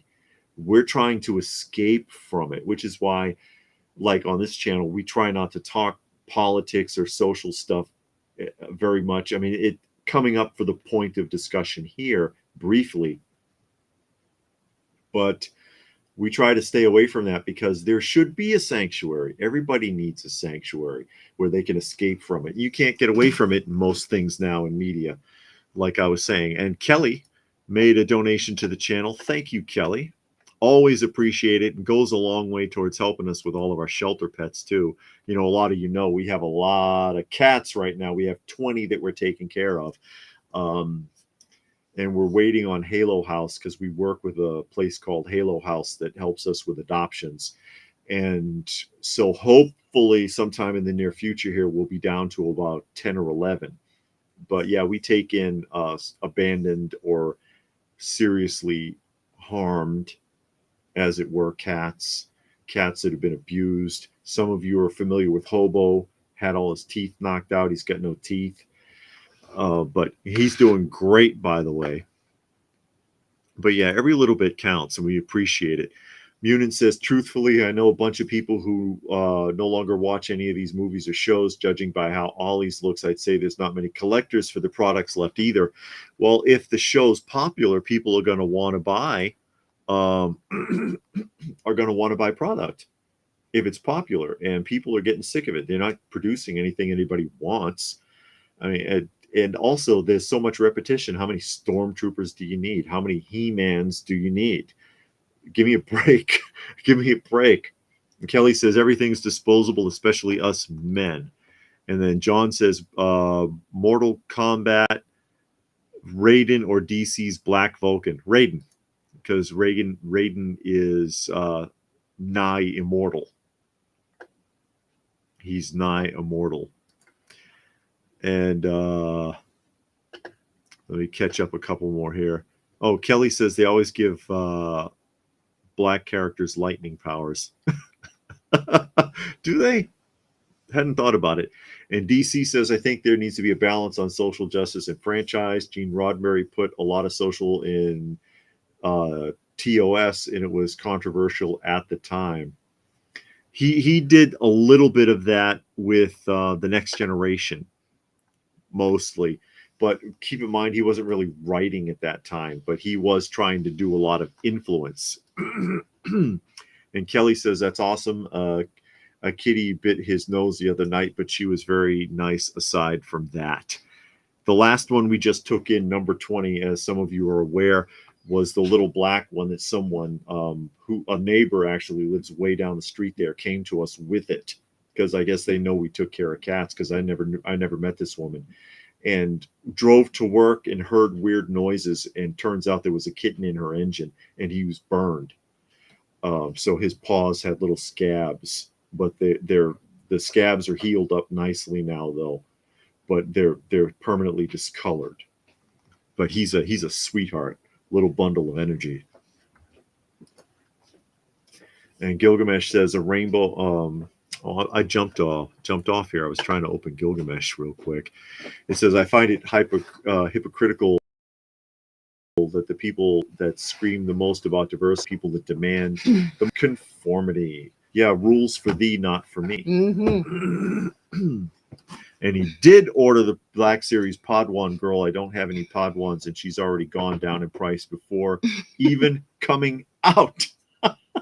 That's kind of like all that stuff on Super 7 on Big Bad Toy Store, that even the pre-orders were on clearance. Because we announced that on the weekly roundup of almost a month ago now.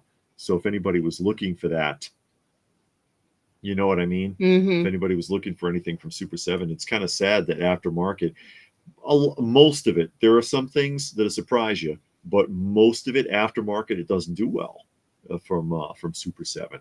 Kelly says Star Trek was classy. They actually told a story like a parable. Now the justice has lost all meaning. They just want to hurt people. And of course, they start at the youngins. Yeah. They get them while they're young. Mm-hmm. My mother used to say that. I think that was the Jesuits. Who knows where that's from? My mother always used to say, get them while they're young.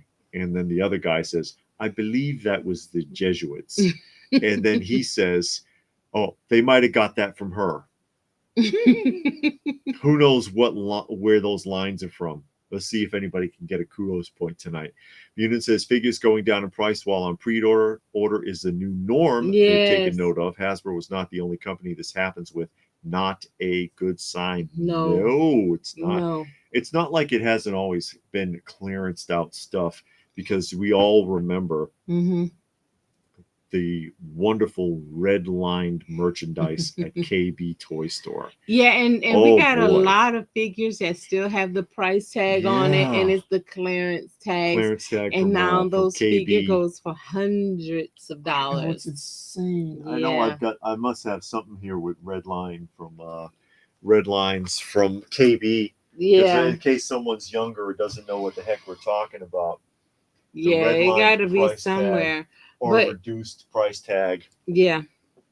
But, stuff go on clearance, but it just seems like now people are just so disinterested in a lot of things. David, who was your favorite superhero, villain, or character? And what is yours, LPH, favorite superhero, villain, or character? Favorite superhero, I like the weird. And villain, I like Lobo, although it depends on who's writing them. See, like right there, see Return of the Jedi Tri-Logo card, and there you see, there it is, the KB red line, 2 for $1. God, 2 for $1. Oh, makes you want to pass out. I like Green Arrow. Yeah. I like the Green Arrow. I'm actually reading that right now. Well, I had to stop reading it until I get the rest of the series, but I'm reading the Green Arrow. I like the Green Arrow character. I like characters that got a lot of depth to them. Like Swamp Thing is a good character. I don't know if you can see that one. Man Thing was a good character. Villain. It's another KB 2 for $1. I like the Mad Viking. He was hilarious. That Mad Viking is hilarious from Man Thing. Yeah. Yeah, Mad Viking is an old dude, real big and muscular and tough. And he didn't like wimpy men. No. Basically. No. And he would beat them to death. Yeah. Yeah, he did. Yeah. But he was a villain. Man Thing couldn't kill him because he wasn't afraid of Man Thing. Yeah. He wasn't afraid of nobody. Because he who knows fear. burns at the touch of the Man Thing. Yeah. That's right. So Man Thing couldn't kill him because he didn't have fear. Yeah. He stood up to any and everybody. But I liked him as a villain because he was funny. He was a funny villain. And I'm trying to think of some other villains. I like the ones that are misunderstood. The misunderstood villains like Mr. Freeze. He's a sad character, very misunderstood. I like him, you know. So That's from the cantina scene in Star Wars. He doesn't like you. I don't like you either. That's from Star Wars. The one I'm talking about is from Unleashed. Jet Li and Unleashed. Oh. That was a good movie. Mm-hmm. That was a good movie. That was Unleashed I was talking about. I don't know about that. That would have to be new. Deadpool with Man Thing to help him kill everyone, I think. I don't know. I don't know any of the modern stuff. Yeah, because I only read Man Thing up to the Bronze Age. Through the Bronze Age. That's where it belongs. Yeah, yeah. Bronze Age writing. But we read gold, silver, bronze, copper. We don't rarely, hardly ever dabble in the modern stuff because the writing is so light. They rely more on the art than the writing, and the art's not that good anyways. Yeah, no. It's like terrible.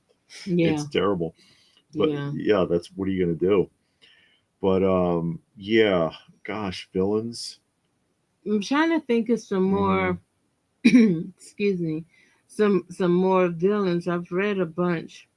But I kind of merged. And I had already mentioned I like Scarface and the Ventriloquist. Oh yeah, when we were at Ollie's, we didn't see they did have comics, but they were all merely the new ones.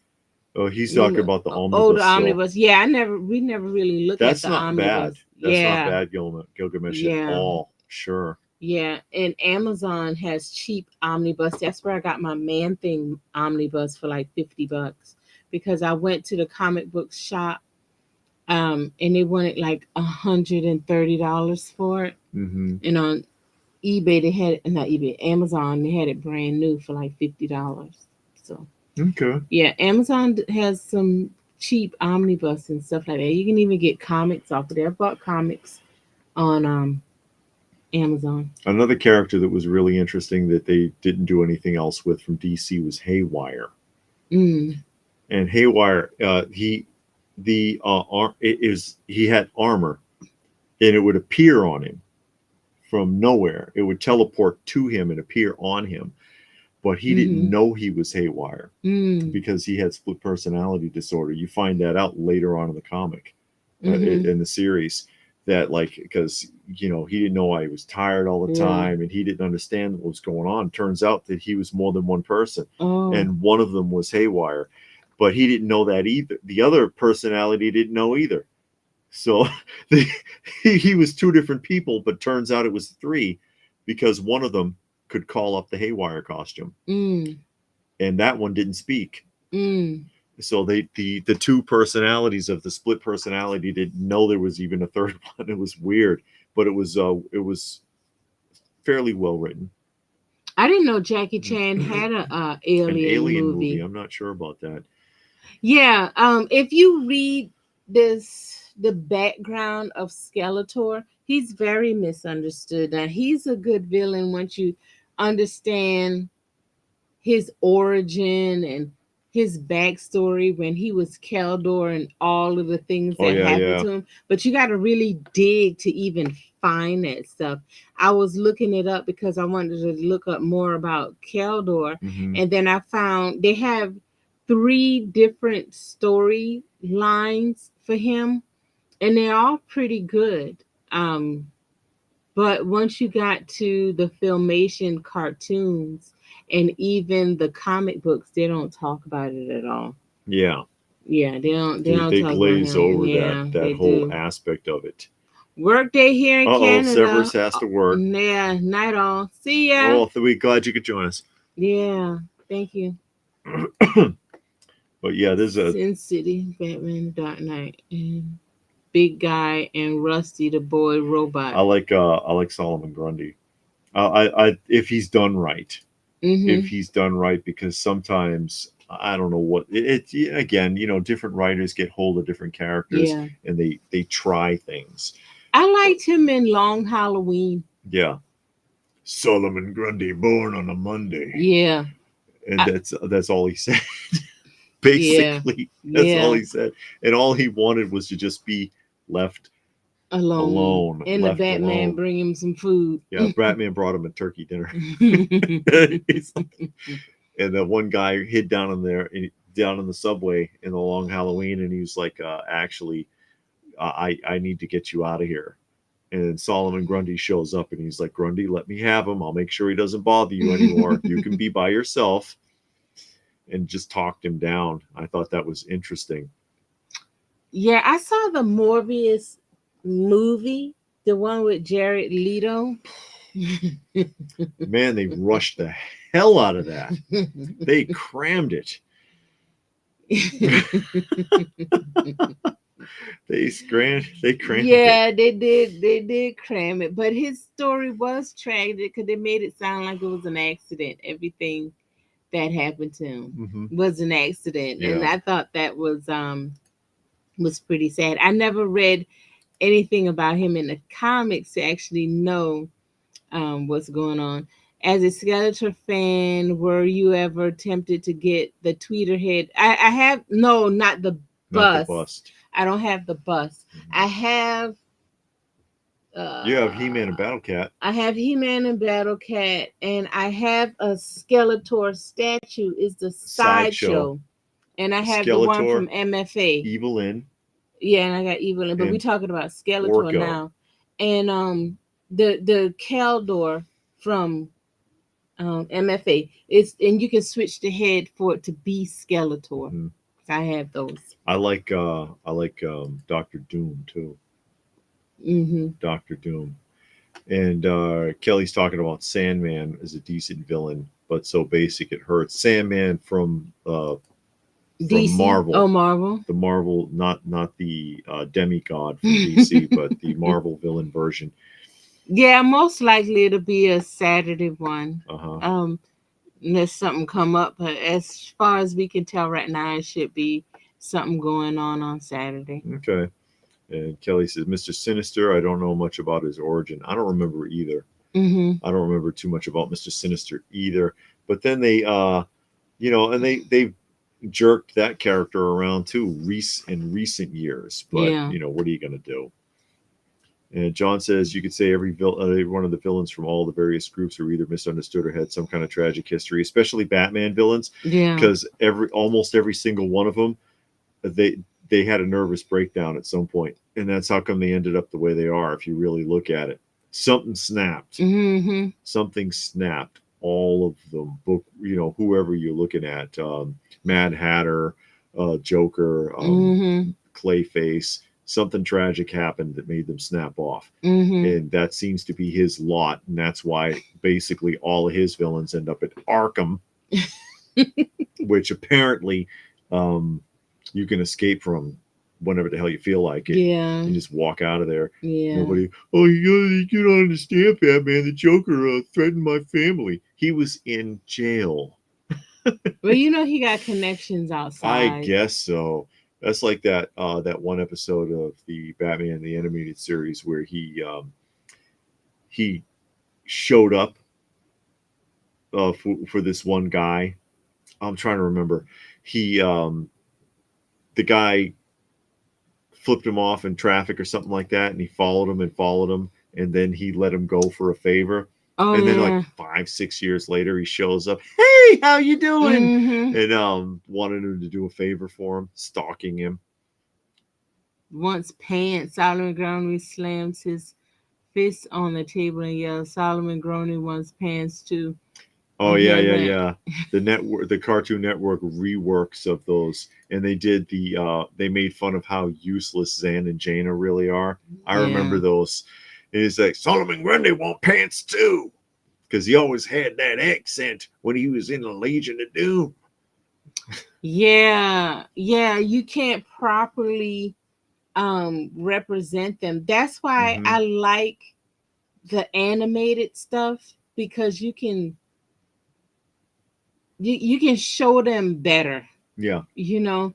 And Some things don't translate well to live action. It doesn't yeah, seem to make sense anymore. yeah, that's why with DC was starting to talk about, their projects for the future, and they talked about what's those monsters from GI, was it GI Combat? And they had those monsters in there. God, I can't think of the name of those monsters, but they talked about, Monster Squad. yeah, Yeah, and they talked about doing those.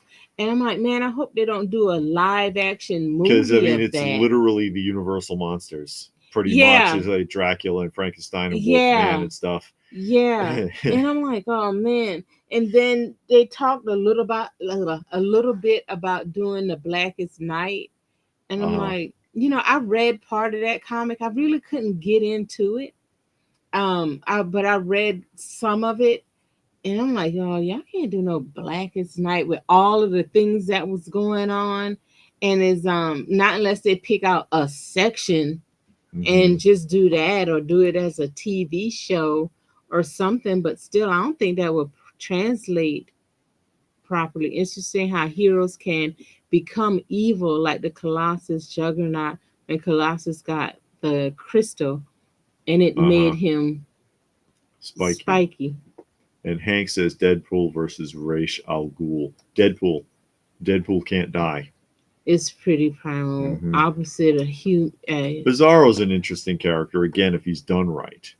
Keeps Eddie Um, Brock alive for like 200 years before the poor guy turns into dirt. Eddie, not Venom. Mm-hmm. Yeah, DC says, do you think Mattel still owns the rights to the Outer Space Men? Seems like a cash cow if they reissued these because the originals are impossible to obtain. Yeah. Uh, I don't know. I don't know. Actually, no, no, no. Outer Space Men? Mm-hmm. You mean the? I think Color Forms had the rights to those, didn't they? And they're compatible with Major Matt Mason, but I thought Color Forms had the rights to those. John says, I suppose as kids we need only one dimensional superheroes and villains, but as we mature, we try to make sense and understand why each turned out the way that they did. Yeah, that's true.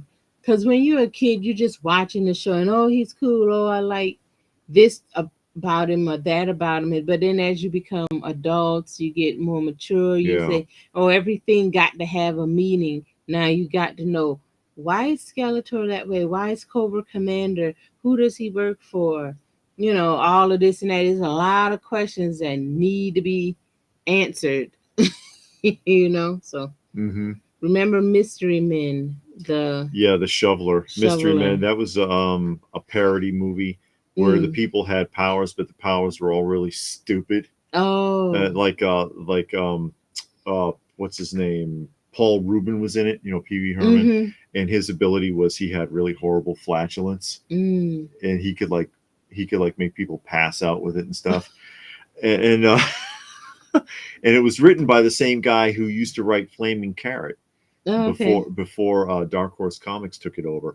I can't remember his name. Bob, was it Bob something? We met him at the Atlanta Comic Convention because Oh, did he we? lives near there. We've talked to him a couple of times. Oh, okay. But the Mystery Men, that's from his comic. He wrote those, and it Mm. was adapted for the film. But he had other characters in the comic version Mm-hmm. that were equally as stupid but fun. Like he had one guy, I can't remember the name of the character, but he was a really accurate guesser. Mm-hmm. That was his ability. If he took a wild guess, 9 times out of 10 he's right, and that was his superpower. Oh my God. One of the characters in the movie um, could turn invisible, but only if no one was looking at him. If they were looking at him, he was too self-conscious and he turned visible again. But if he's sure that nobody could see him, Mm-hmm. he would really turn invisible. Stupid, useless powers. But they had it. If you lump enough useless powers together, you can get something effective out of it. I Is guess is so. what the film was basically about. Gilgamesh always wanted the bad guy to win at least once. You know the thing that kind of annoyed me, and it happened almost on every cartoon where the two sides had to come together Oh, and work together yes. for a common cause. And they always did end up working well together and they accomplished their goals, and then they went back and did whatever they Did did. whatever they did. My Yeah. favorite was actually with the toy master on GI Oh Joe, yeah, yeah. and they had to come together and they beat him at the end, and then GI Joe, um, Cobra Commander, they were like, "Well, go on. You may as well take off." And he was like, "Why? So you can shoot us down as we leave?" And he was like, "All right, fine. We'll leave first." Oh, so that you could turn around and get us while we're all still on the ground. They just couldn't cooperate. That was one of the few times where Cobra wasn't the villain. Yeah, they weren't. No, it wasn't. And then another time when they weren't the villain is when they had got a message that the guy was coming to clean the windows. And he kept sending these messages, I'm coming on this day at this time. And they thought it was Cobra. And they kept going to all of their bases and hideouts and stuff. And it was there, and it's like on the phone. Yeah. This is the Viper. Yeah, something like that. 2323. Yeah. He just say because he was scheduling to come and clean the windows. Yeah. Somebody cosplayed as him. Oh, yeah? Yeah, with the dumpy overalls and the big hat and the buckets. I saw the photos. Like, I am the Viper. Yeah, and then perfect. the person that forgot to tell them, oh yeah, someone's coming to clean the windows on this day, and they had revealed like after everything happened. Oh yeah, I forgot. Windows are supposed to get. That's when cleaned. you found out that Cobra had a vacation plan for their soldiers. Well, they had a health care because they had a whole brochure. They had And a I whole remember them benefits reading plan. through it. He was like, "They've got a dental plan," Yeah. and then Flint is like, "Put that down, soldier." Because I've talked about it before. If you're really paying attention, at least on the cartoon, because the comics is a separate entity entirely. But on the Sunbow cartoon, Cobra is the military organization, and the GI Joes, they're like mercenaries. Essentially, very few of them are actually military. I mean, come on, Quick Kick. They found him on a movie shoot, running around in Antarctica in his pants and nothing else. And the sailor, what's his Eating name? fudgy bars. Shipwreck. Shipwreck was just hanging out in a bar somewhere. I mean, these guys were not in the military. Most of them aren't military. They just kind of joined GI Joe. They're really the mercenary unit, and Cobra kicks the shit out of them. But then by the end of the episode, there's some conflict in the upper echelon of the Cobra hierarchy of command that causes them to lose ultimately. Otherwise, they'd win every time. It's kind of funny when you think about it that way. GI Joe, they're disorganized. They don't follow the chain of command. They're not soldiers, most of them. They're disorganized, and then Cobra is organized, structured military organization. They're very successful, but then somebody decides, oh well, I'm going to be in charge now, or somebody pisses someone off, and then they blow it. That's what blows it. It's funny when you think about it that way. It's like my tragic childhood where my parents threw away my comic book collection, Oh, no. causing me to turn villainous, dissecting donuts before eating them with no remorse. What's wrong with you, John? Krang is weird. He's just a brain inside of a stomach. And Oafs, yeah. And Munin says, growing up in the late 90s and 2000s, the anime characters I liked were anything but one-dimensional. I enjoy them till this day. Well, hey, I'm still hung up on Star Blazers. I love Star Blazers. Yeah, because Deathlock, I liked him. Leader Deslot. Oh yeah, Deslot. Yeah, I like him. Although in the third season the voices have all Oh changed. yeah, That's now the it's one all thing. stupid. Yeah, no, I mean it's still good writing, Yeah, but the but voices are dumb. it doesn't feel right because of the voices. Yeah, But the Roadrunner got on my nerves. the characters, and the plot, how deep the plot runs, and how adult Yeah. the themes actually are in a lot of those episodes. Even though they dumbed it down for the English translation, they don't want to tell you certain things. Like Yeah. instead of drinking wine, they're drinking spring water. Yeah. Stuff like that. Or when that Marine blew up and everybody saw it, they said he was fine and in the sick bay. Yeah, they Or said, something "Oh, like he that. made it back," and you never saw him And you're again. like, how did he make He it didn't back? make it back. He was dead. He knew he wasn't coming back. And he told he Wildstar. told Derek, yeah, he was like, "Get out of here! I got it! I got it! I got it!" Yeah. And he knew he wasn't going to get out of there, and he had the trigger, and he was like, "Well, here we go," and he just snapped it, and you saw him engulfed in flames. Yeah, You I saw him know, blow up. yeah. I saw him with my eyeballs. He blew up. Or that they're robot soldiers. They're not robots. You know they're not robots. You see the people in them. You see them dying and screaming and whatever. They're not robots, okay? But that's just how they changed it for the American audience. But that was so weird that you would dumb the kids down like that, making it seem like, oh, these people never die, they can't die. Mm-hmm. But then they got like the video games where they're killing up everybody, all of the movies, everybody's killing up everybody. It's just unrealistic that you're gonna have GI Joe and Cobra, they're shooting at each other and they always miss, but they can hit the plane and then the plane crashes and then the person runs out, and all of these weird things, and it's like, come on now. Well, but look at how dumbed down the audience was, because look what happened when the Transformer movie came out. Mm-hmm. And at the end of the Prime film, died. Yeah, and Prime died, and everybody hated. That was the best writing that Transformers has had in its entire incarnation to that point, and the best animation.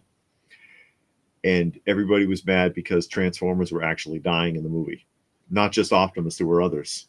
Yeah, and those were robots. Yeah, they were machines, and they were dying. But and it had such an impact that it caused a ripple, because the GI Joe film, yeah, Duke died in that movie, but they changed it. I just heard on the radio Duke's gonna be okay. You never see Duke. Yay! You never see Duke again, do you? No, it's because he's dead. And then Jason the Wheeled Warriors, they never concluded the show. No, Dad just up and left. They were going to make another movie for Jace. Mm-hmm. This is what Hasbro had in mind, because it was all Sunbow. There was Transformers movie, GI Joe movie, Jason the Wheeled Warriors movie to conclude all three shows. That was going to be a film in the theaters. And after the debacle with Transformers and then the alterations to GI Joe, they sat there and said, "Oh, and by the way, everyone in Cobra Law died in GI Joe at the end of that movie, because it blew up. Globulus and all of them were killed." But then Jason the Wheeled Warriors, it never got past the script, because they were like, you know what? Let's not even do the film. Mm-hmm. Let's not even do it. So, because at the end of it, of course, his father was going to die. The main villain was going to die. Mm-hmm. People were going to die at the end of this, because they were going to conclude the series. And so people never got to find out what happened at the end of Jason the Wheeled Warriors. The very last episode leaves you hanging. Mm-hmm. I guess the Four Horsemen acquired the Outer Spacemen license and has released versions on the something bodies. Who knew? Glyphos bodies. Yeah, but they might not, because they've done the X-ray astronaut from Fisher Price Adventure People. without Fisher Price's licensing. Mm-hmm. And they've also done versions of Masters of the Universe Mm. with because like Battle Cat Man and stuff like that, Mm-hmm. characters that look like they belong in Masters of the Universe without Mattel licensing. So they've done like a different enough version, but you can tell what it is. Eric Peter says he loved collecting comics, but always struggled that they are packed away, and I Mm-hmm. don't see them where I can spend money on something I can display and see every day. Does that make sure it does? Sure, it makes sense Yeah. because you can't always see it. Mm-mm. I mean, you got some people, and I've seen like tours of people comic room, and they put some of them up on the wall, and the Mm-hmm. way they got it, they can switch it out. You can Yeah, try things like that if you have the rotate. space for it. And it's the same with the toys because we got a ton of toys. We can't see them all, but we Yeah, rotate them out. The comics never get we do the best we airtime. can. Yeah. um you know, and I hate that part. I wish some of them I could put up on the wall, especially the ones that has like really nice covers, but Yeah, and you that's know, also part of the allure of getting graded too, yeah, because they're in a because and case then and all of you that. can set it up and it looks all pretty.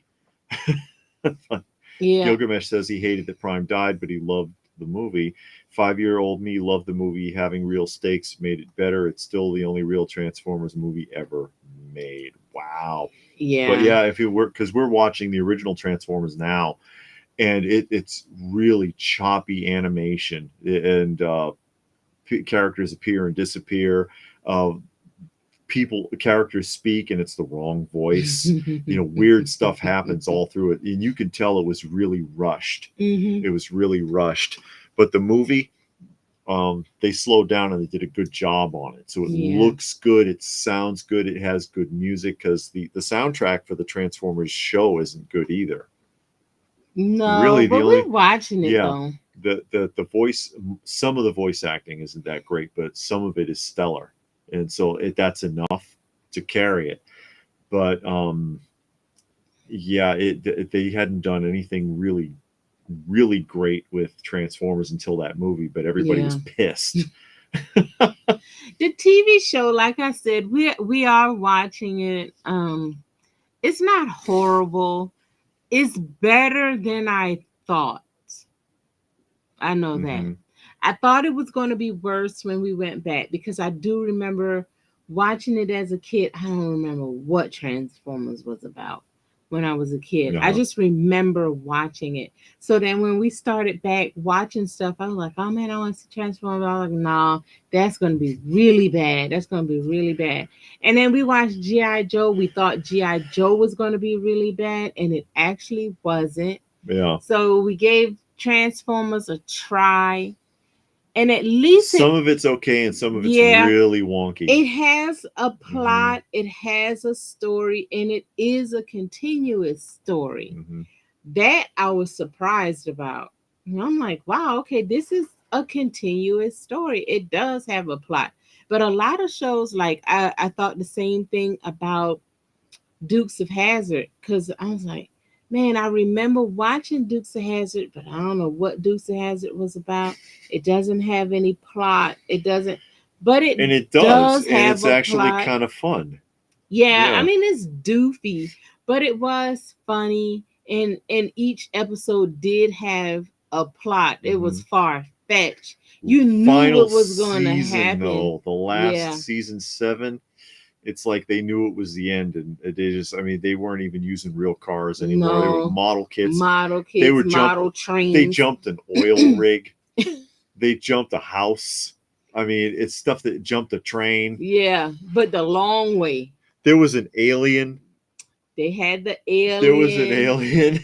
And then you know what really gets you Uh with huh. TV shows is you got all of these cliches that everybody hit.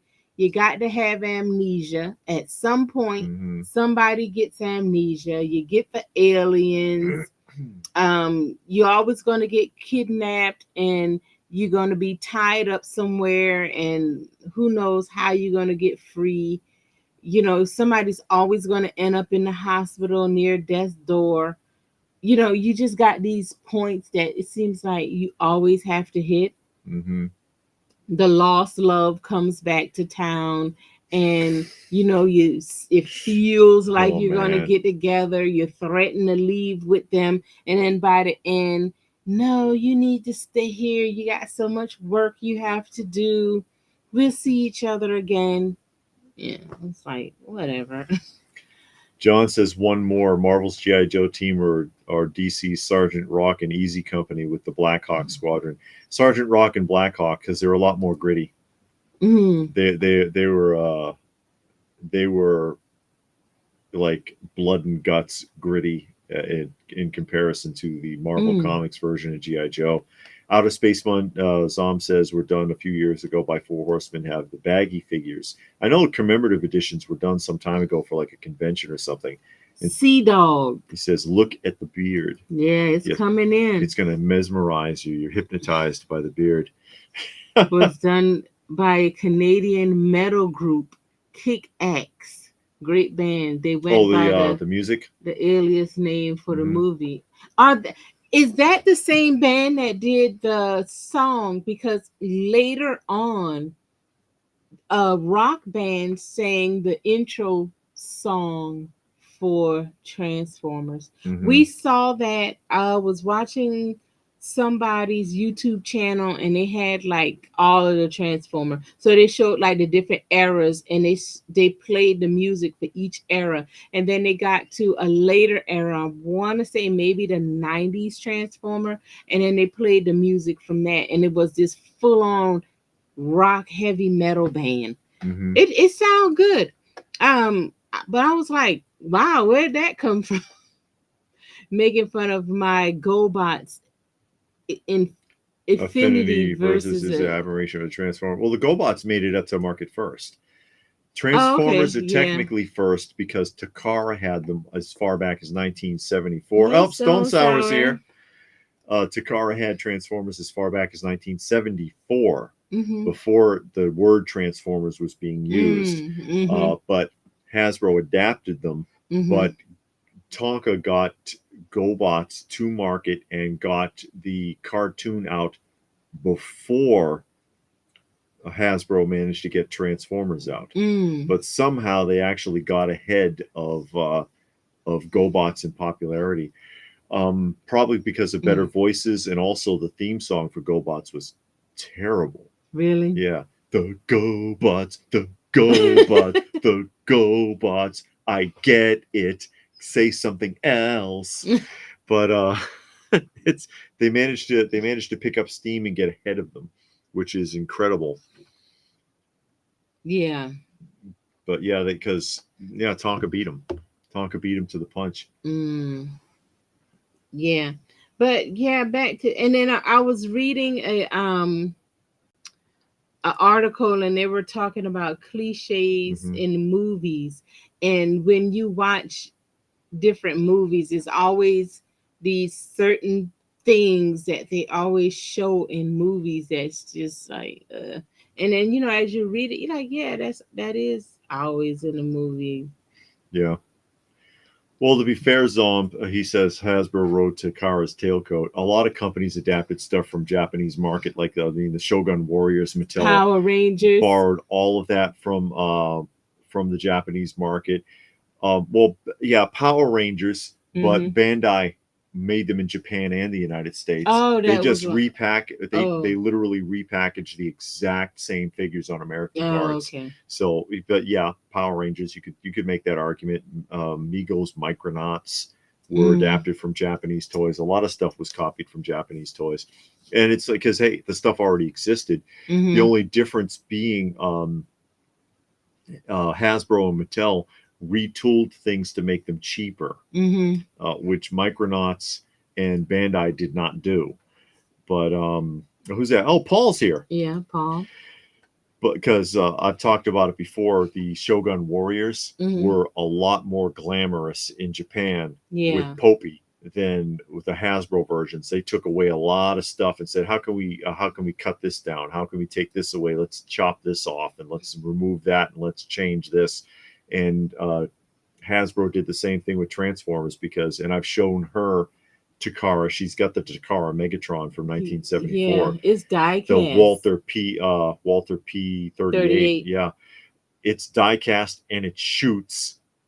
And even like the vehicles from then were die cast and had little tiny men, little 4 points of articulated little action figures with magnets in them that could stick to the metal. And and Hasbro was like, it's too expensive. Let's just make everything plastic, get rid of the little men, take away all the shooting functions. They just chopped it to crap. Yeah. And Psalm says Takara got a wee bit mad with Hasbro just taking their designs, so the story goes. I mean, I would be too, because Takara put a lot of effort into those figures, especially with the die cast and all of that. And then you got this other company that just take your stuff, cheapen it up with plastic and all of that. And then they charge you probably more. And then it was more popular, well, in the United States, probably in Europe too. So it went farther for a cheaper knockoff. I'm not picking on you, GoBots, John. It's a cool series, actually. It is. And they made a lot of other transforming stuff as well, like the Rock Lords. Of course, those are rocks, but I've got Rock Lords. I don't have a problem with Tonka. Paul says, what do you think of the 30th anniversary Street Sharks Mattel re-released? That's a re-release I can kind of get behind, okay, because they're very similar to the original figures. Yeah. And the packaging is also similar. And they're cheaper because the original Street Sharks are very expensive. Really? They're very expensive. It's not like one of these ones I'm always complaining about where like the reissue, the re-release or the modern release of Earthworm Jim costs 5 times as much as if you bought the original Playmates Earthworm Jim. Yeah. That doesn't make any damn sense to me. Or like just recently I did a video showing my Skeleton Warriors. There was a 20th anniversary series of Skeleton Warriors. They cost like 4 times as much. It doesn't make any sense when you can buy the vintage cheaper. Or Toy Biz X-Men and Fantastic Four and Spider-Man figures cost less than the commemorative editions that are being made by Marvel Legends. I mean, the sculpts are better, but I'd rather have the vintage figures. You can pick them up at the shows for like $5, $10 on the cards, So this is an example where the original versions, they cost a fortune in mint in the box. You'll pay an arm and a leg for them, but you can the modern ones you can get for a decent price, and they look very similar. Psalm says, has anybody ever noticed that Leonard knockoff Joes seem to hold up better than the vintage ones? I've got some of those. Really? The Leonard, yeah, I've shown it before. I've got the Leonard Space Force, and they look just like the raw G.I. Joes. See, it's Star Force, yeah. And look what you would get for $10. That price tag says $9.95, I think. Those don't look like G.I. Joes. Yeah, a raw era. That's what they're supposed to be? Yeah, it's the same size and scale, and they're jointed the same exactly as a raw era G.I. Joes. I remember you having that. I thought that was that cheap stuff you get from Kmart and Walmart and stuff. It is. Oh. This is the alternative. This is what Nana got you when you said, oh, I really want the next wave of G.I. Joe. And then Nana goes and sees how much those cost and then looks at these and it's the same thing. He won't know the difference. That's how you ended up with these. You always know the difference. But they're actually pretty decent, although the file cards do not compare with actual G.I. Joe file cards by a long shot. And, they made a ton of this kind of stuff. Speaking of re-releases, Hasbro seems to be bent on reissuing every Black Series figure. When they're done, those figures won't have any value left. Gee, I know. It was interesting. Disney, their versions of the Star Wars Black Series figures were all die-cast. Oh, really? They were made out of die-cast. They're the highest quality of any of the modern Disney figures made, and they didn't sell. Mm. Yeah, Nobody. isn't that stuff Warren that bought when we Yeah, went to the Disney store that one time? yeah. My son They were Warren, on because they were sale. on clearance. They were on Yeah. clearance. They were like 80% off, and he Mm. got a whole. He bought a whole wave for himself. Zom says Japanese always made toys in such detail. Proud people making toys. They made America some used great to be stuff. like that until They it made got great garbage. stuff. And John says, at least my pet rock is still alive. I heard yours passed away from lack of care. No, they're Oh still in the package. no. They're still in the package. Oh, that's Migo. That's Migo like trying to type. He gets it there somewhere. Yeah. It's coming. He says Grandma did her best. No, she really didn't. But that's what they say. That's when they tell you it's the thought that No, counts. You it know what ain't. that means? That's the translation for it was a lousy gift. Yeah, be like, here, I got you something. Yeah. At least I got you something. Yeah, That's what that toy is. that's like in Family Ties when Michael decided, was it Michael? What was I his don't name know. on Family Ties? Alex P. Keaton. Alex. Yeah, I don't know where I get Michael from. Because it's Michael J. Fox. That's right. Thank you. But when Alex didn't want to do Christmas, but then he changed his mind at the last minute, and the only place open was a convenience store, and so he was giving away like mouthwash and stuff. You're the only person that will remember an episode of Family Ties. Oh my God. Oh, Nobody man. else remembers that. Munin says, true, those Disney cast metal Star Wars figures were dirt cheap on their site, and it took them a while to sell even at such low prices. Wow. But yeah, I mean, fully articulated Legends scale. Like, they looked like the Black Series. They were heavy. They were die cast. I thought they were decent quality, and nobody bought them, and they ended up on clearance. And that's when Warren bought his set. I bet you they want them now. I don't know. But yeah, what are you going to do? I don't know how much the original retail was on them, but I think when he was buying them, they were like $7 a piece or something. I remember that we had went to the mall in Illinois. Yeah, and the we Disney were in the store. Disney store, and he bought a ton of that stuff. I do remember that. Yeah. Yeah, I don't know what they were then. I don't know what they are now. I don't remember, but yeah, that was the highest quality Star Wars, modern Star Wars figures that I have seen that were in the average price range, we'll say, not talking about like Hot Toys or anything like that. Yeah. But in the average scale price range. And nobody cared. Nobody wanted them, or nobody knew about them. I don't know. But yeah, they'll obsess over the Black Series, and then there's so many of them they can't even display them. They got them all turned sideways, and all like you the see, Funko Pop. all you see is a row of numbers Yeah. on the sides of the boxes, not even artwork. So it's what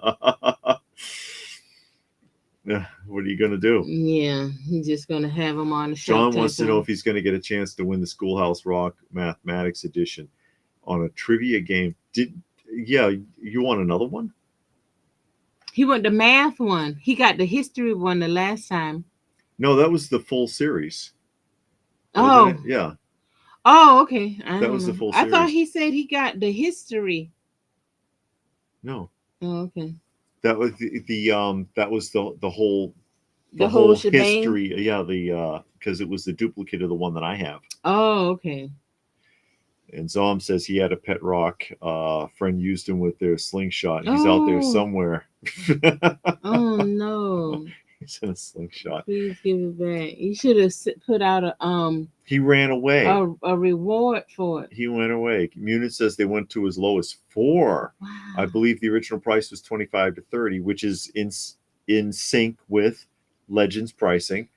It was a good while ago. They can't quite remember, but yeah, I mean that's about what they cost then, right? They're closer. I mean, they're around the $26 range, 26, 27 now. That's crazy. That's $26 or $27. But that was some years ago, though. Oh. But he's talking to Zom. Oh, okay. Well, yeah, they hit rock bottom. A lot of stuff at the Disney store does. People don't go in the Disney store because the Disney store is too expensive. People go into the Disney store and walk around. Yeah. And they have a lot of employees there because they're afraid people are going to walk out with stuff. they're afraid everybody's They going to ain't got shoplift nothing the in the place. Disney store to walk out That with. doesn't mean people won't steal it. People will steal anything because they are crazy. You know, the people will steal Yeah, they do. anything.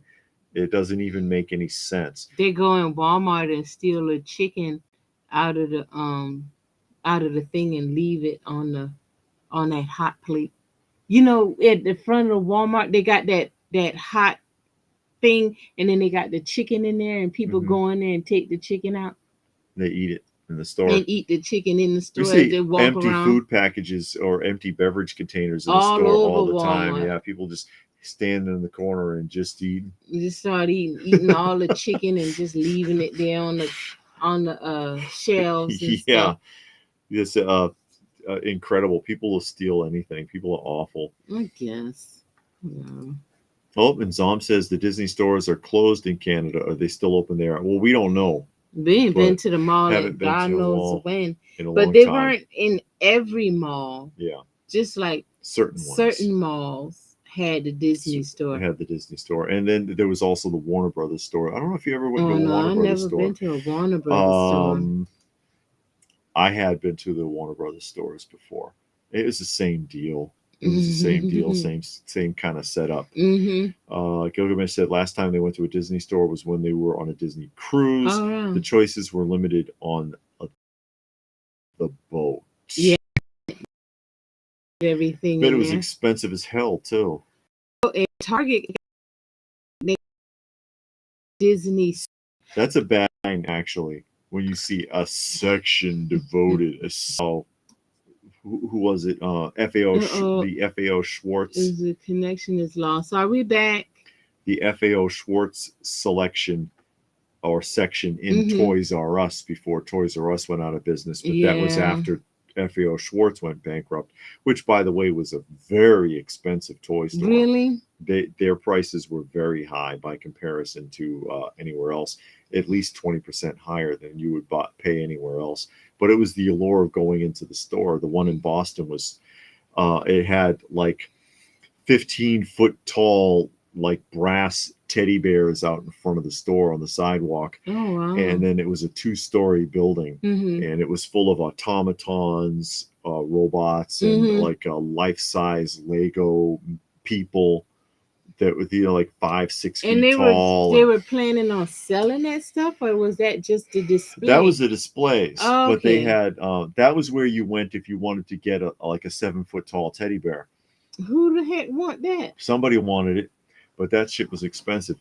And then but they sold other types of toys, but the price markup was insane. But you went in there for the allure of it being FAO Schwartz, No. because it was just crazy in there the way it looked. Mm-hmm. And they had the keyboard, the gigantic keyboard on Like the ground what you that you saw, could, big. yeah, that you could walk on and it would play Mm-hmm. notes and stuff like that. It was crazy. But it was, and they've been around for a long time, FAO Schwartz, but they couldn't sustain it. They couldn't sustain it, and eventually went bankrupt.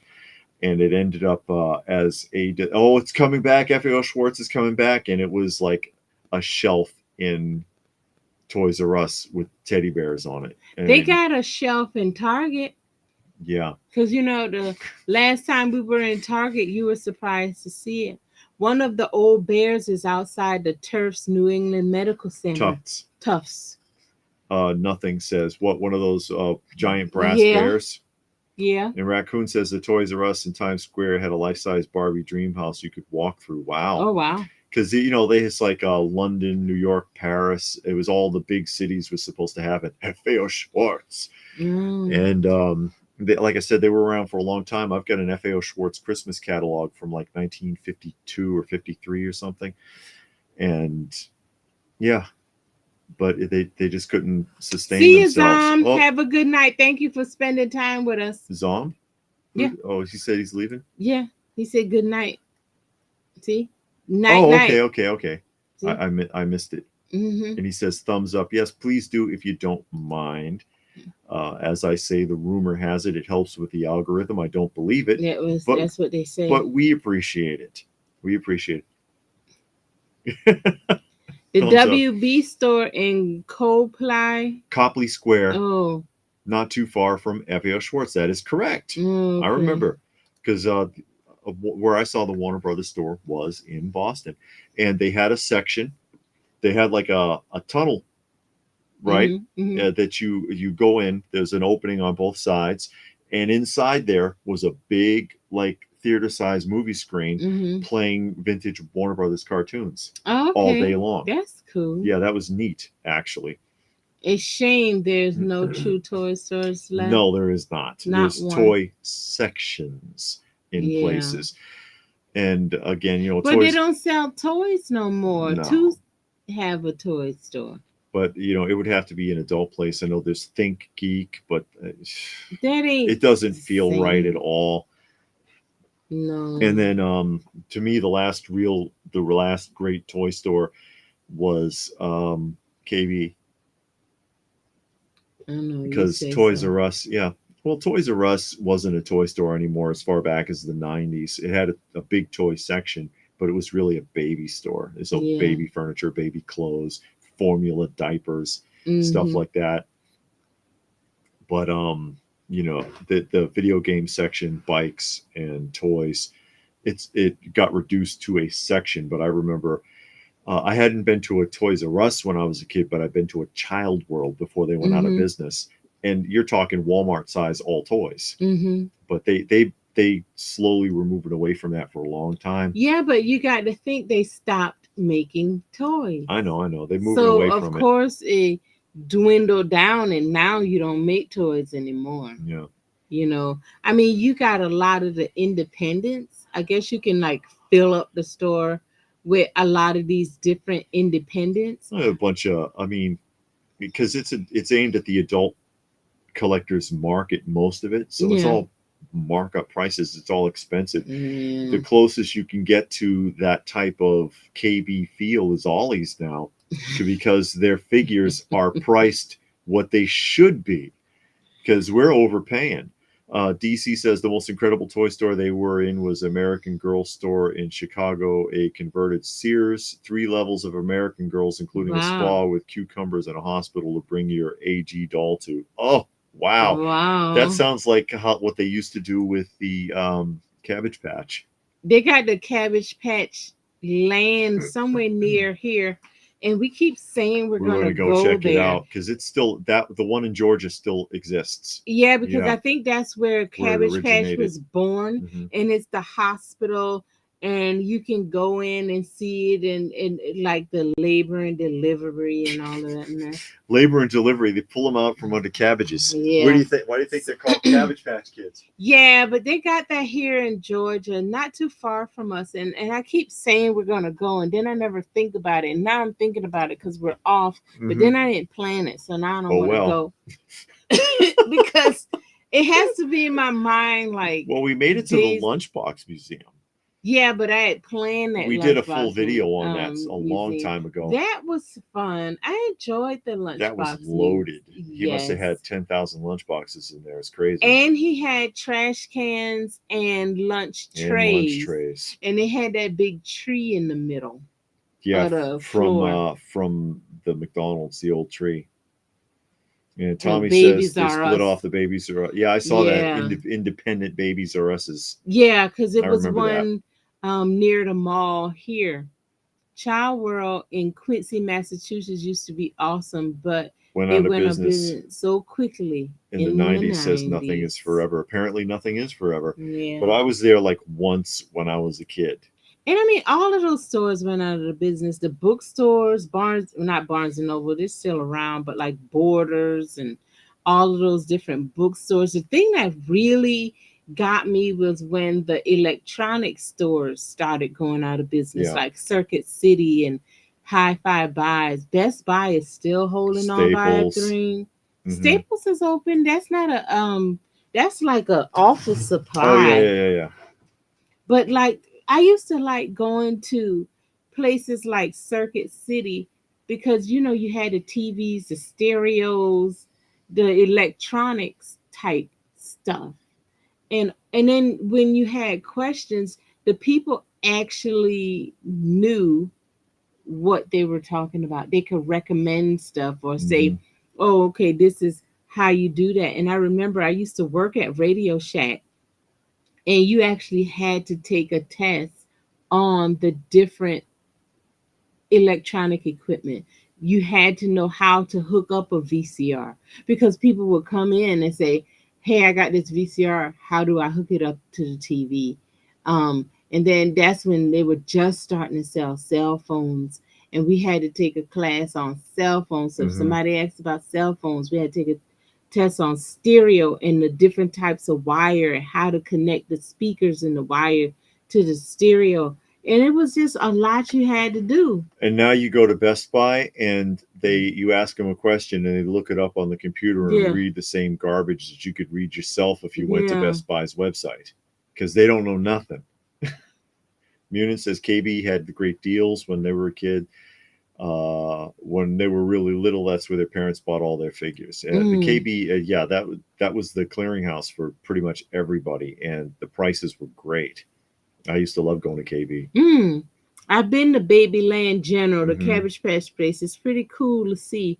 They do a delivery skit. Of They a kid give. from the patch, says Gilgamesh. Yeah, I'm a plan to go.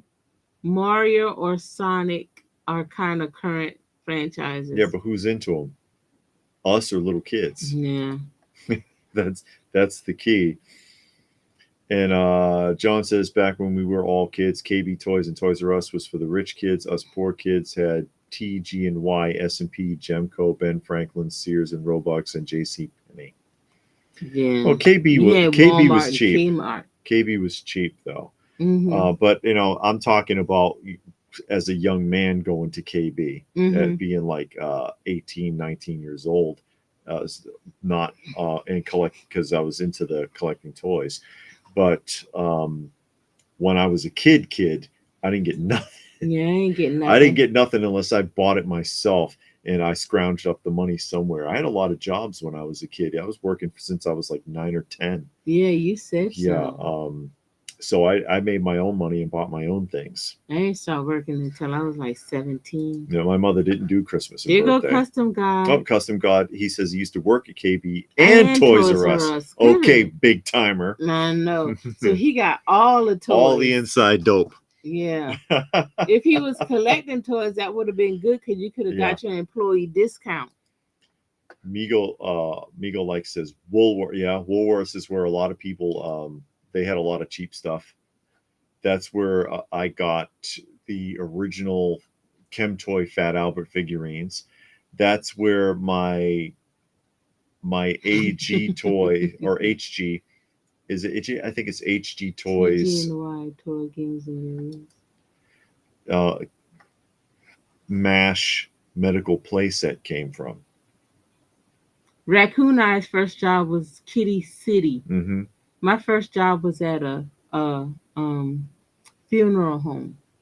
I worked at the funeral home in our local town, and I was the secretary Okay. at the funeral home. I was terrified of this funeral home.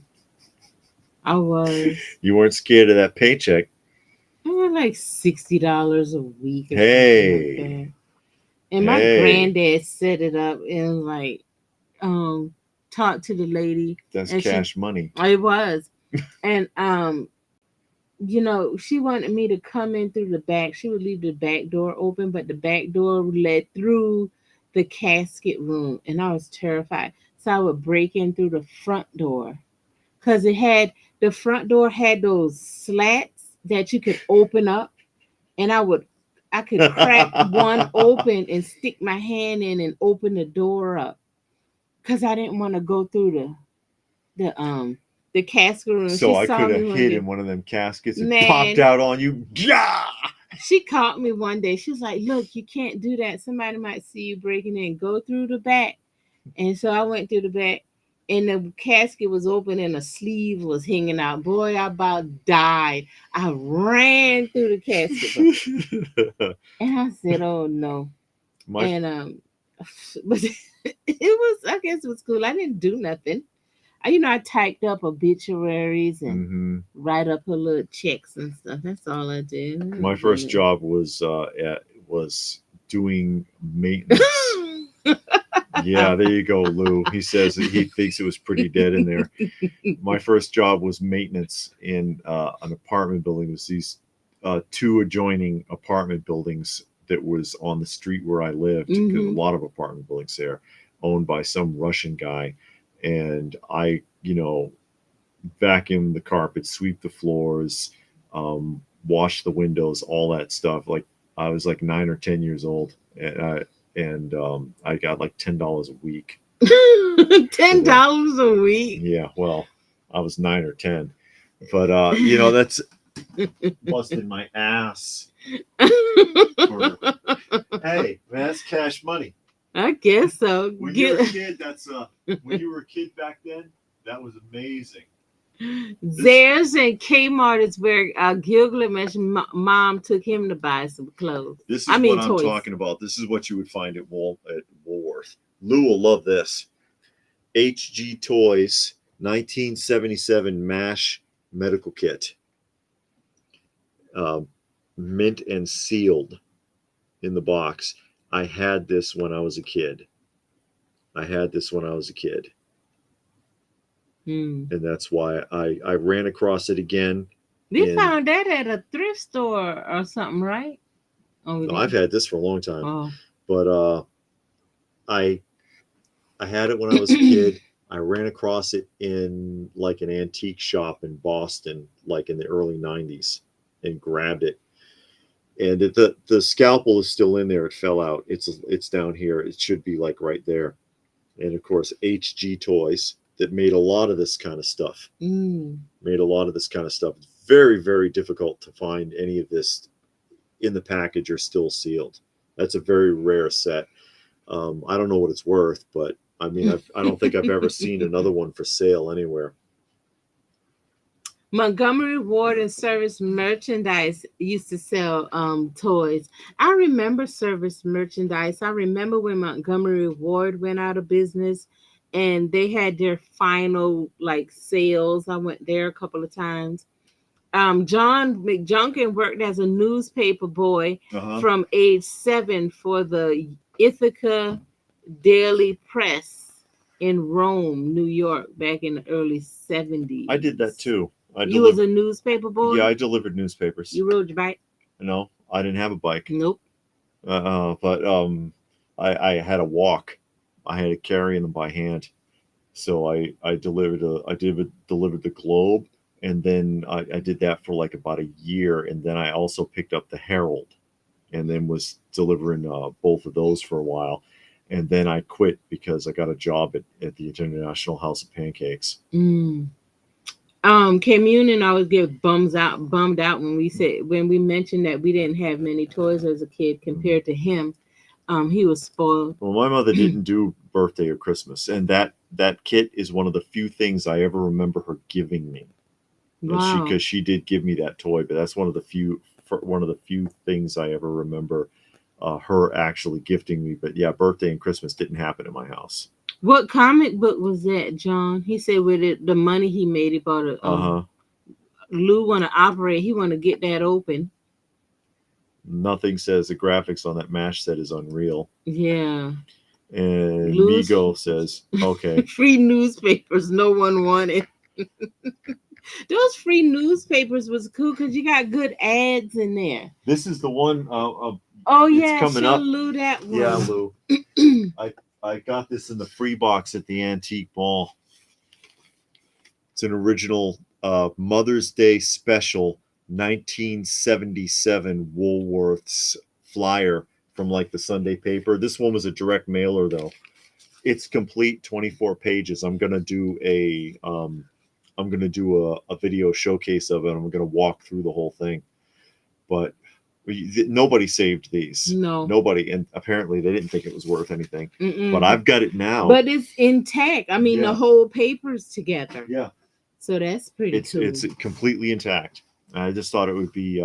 Custom says my mom wanted me to be a doctor. I think she wanted to operate on me. Actually, is what it is. She wanted to get you cut open. Yeah, I don't know why she gave that to me. It's one of the, like I said, one of the few things I ever remember her actually giving me. Hmm. But it is what it is. I used to watch MASH when I was a I used kid. to watch Yeah. MASH. I remember it being I'm sure. funny, and I remember liking it. I'm sure I don't remember it. All right. I'm sure I didn't understand it. I should Yeah. say as a kid. Hmm. I remember Hot Lips Houlihan. I remember they used to take a shower, all Mhm. of them together. And I always thought that was weird. But then when I was in the military, we all took showers together, the Mhm. males and the females. Mhm. So it was like, oh, okay. I guess it didn't matter. So, I mean, you couldn't see anything because it was It was stalls. partitioned. Yeah. Yeah, and everybody was in the stall together and nobody cared. And then this one girl came. She was already in our unit, but when we deployed, she didn't deploy with us. So she didn't come for like months after. And all of the males and the females used the bathroom together, took showers together, and nobody had to tell you take off your clothes in the shower, put your clothes on in the shower. Mhm. Nobody had to say that. It was just done. She got there, complained. Now we had bathroom times. Females showered at this time, males showered at that time. And Mhm. it was like we were doing fine. There was no problems. And then one person comes along and it was, and then it made it just harder to get into the bathroom because you had a lot of guys and then you had to wait, and you didn't really have a lot of hot water and all of this stuff. It was just, I don't know, it just got dumb. Yeah, Tommy says there was a period when he was a kid. He started collecting newspaper comic strips and Mm. wound up saving the whole morning paper for months until the Guardian units got fed up with that. Yeah, the I did that too. I would cut out certain characters like Garfield and stuff like that. I would You read know, it. I because would read because my aunt got the I'm paper. delivering the paper. I used to read them too. Mm. You know. I would read just the comic section, and then in my civics class, the teacher, if you brought in the political cartoons, she would give you extra credit. Hmm. So because my aunt got the paper every day, I cut it out every day and I turned in one every day to get the extra credit. Okay, Hmm. that makes sense. Yeah. Hey Lou, I'll show you And another I one. actually read those. I was like, okay, these ain't funny, but I would just read the regular comics, and the Sunday comics I liked a lot. MASH was at its funniest during the first three seasons. After that, it became more dramatic show. Yeah, I don't know when it became dramatic. I remember it always being funny. What's that? See if Lou recognizes this one.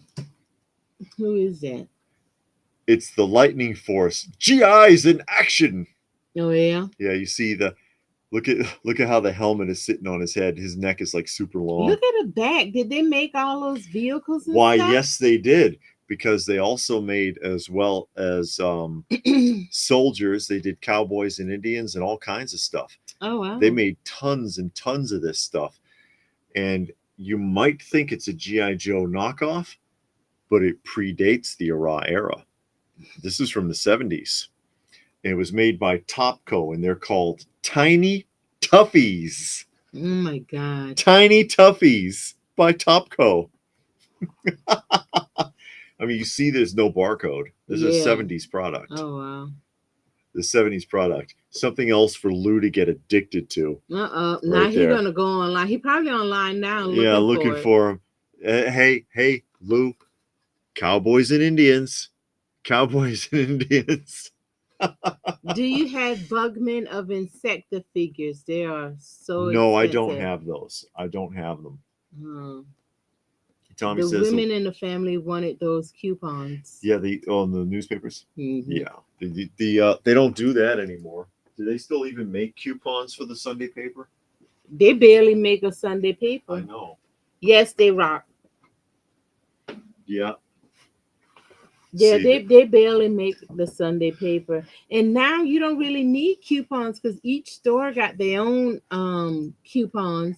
Because I know we get the ones from Kroger, but and it's you like, just go on your phone and clip it, and then you scan yeah, great. your little card, and it comes off automatically. It's not the same. It is the same because when the coupons would come out in the newspaper, it was always for stuff you didn't use, like makeup and all this Well, when I was a kid, expensive body wash and shampoo. it was all kinds of like food Yeah, but it was consumer. food you didn't eat Okay, or food you know your parents wasn't about to buy all that stuff. They was going to buy that cheap food because they cooked our meals, so you wasn't getting really a lot of oh yeah. that extra stuff. You was going to get whatever had to be whipped up for 2-3 hours. That's what you were going to eat. So we didn't do a lot of John that. said he used to deliver the paper before school, and then after school he'd sell the evening edition on the freeway. Oh, okay. On Yeah, the ramps. yeah. I didn't sell papers, but I delivered them in the morning. Mm. So that was what I did. I had a lot of I've had a lot of jobs over the years, especially even when I was a kid. I've done landscaping as a kid. I didn't I have a worked lot of I jobs. worked in a flower shop Wow. when I was a kid. I worked at the International House of Pancakes when you could work there as a minor as long as you weren't there past 11 p.m. They'd let you work there as a child. I worked for the APAC Summer Works program for the city in their kitchen when I was like 13, 14 years old. Lou, you just figured that out. That he could cast his phone to his TV. Oh my Now you can gosh. see everything more clearly. Lou's behind the curve. He's still living in the And 80s. he probably got a TV that has the apps and you can just download the YouTube app Yeah. and log on. Cause that's how we do it on our TV. But before that, we would cast to the TV, but you don't Yeah. have to do that no more. You just download the app. Sundays were the hardest days because each paper was triple Yeah. size of the week and Saturday And with editions. especially, well, the Herald would come all together, but the Boston Globe, when they delivered it to you, it would be Hmm. in sections. So you would have to put the Sunday paper together yourself. Oh no, It would nobody come, doing all that. all the bundles would be different. You'd have the main page, and then they'd have a sports section to be separate, and then they'd have another section to be separate, and then the Um, want ads, and then the flyers, and so it'd come in like 5 different bundles, and you'd have to set them all up, piece them together, then deliver them. um, So yeah, it was the Sunday was a pain in the butt.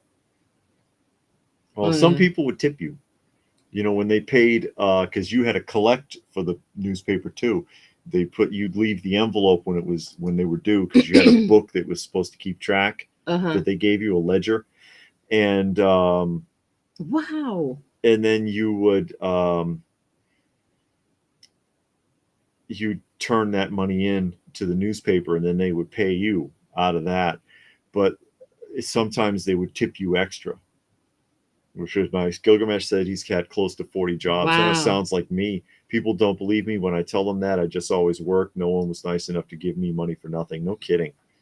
I didn't have that many jobs. Yeah. I mean, I'm glad I don't be wanting to work like all that.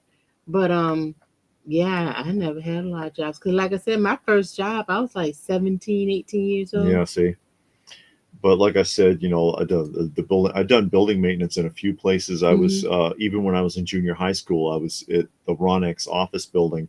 On my way to school, I'd be there at like 5 o'clock in the morning cleaning their bathrooms before I went to school.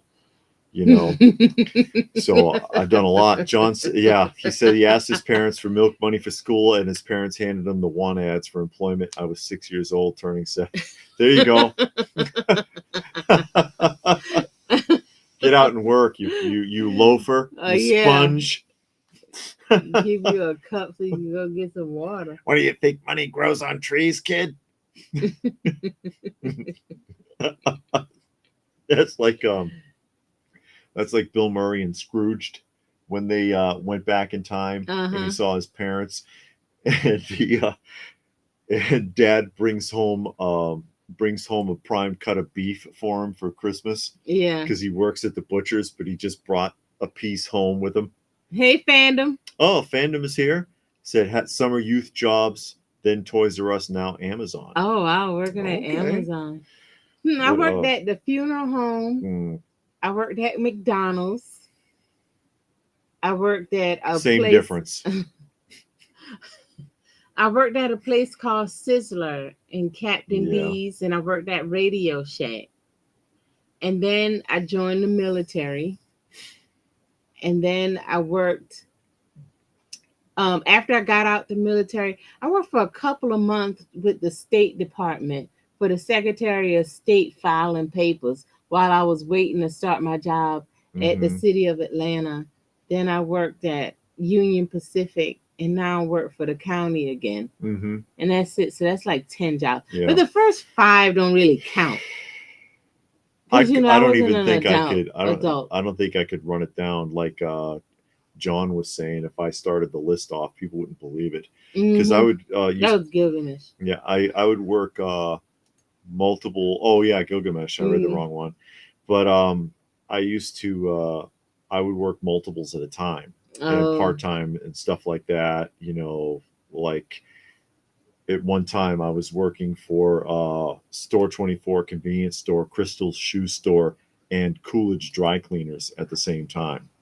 You know, and I would bounce back and forth between them because I would be, you know, Crystals was 5 or 6 days a week. Store 24 was 5 days a week full time, and then Crystals was 6 days a week in the morning for like 3 hours. Keep up with all that. I Yeah, did. Radio Shack. I worked at the Radio Shack. Yeah. I worked at one that was in a shopping mall. That's what where I started. And that one got robbed constantly. And we had this like buzzer, and you're supposed to hit the buzzer and the police would come. And the thing that was so weird about it, it was in a shopping plaza, and on the opposite end of the shopping plaza, a police station was there. You hit that button, the police never came. They never came because they were like, okay, if you suspect the store is getting robbed, you see people robbing the store, hit this button. And we would have people come in, and they would ask you for something that they knew was in the back of the store. So you would have to go to the back of the store, and while you in the back, they in there robbing the place blind. So at the bar, I just told them we don't have that, and it's not in the back. I was just quit going because all we're gonna do is rob you. So yep. Sizzler was a restaurant, and they closed and didn't tell nobody. They went out of business.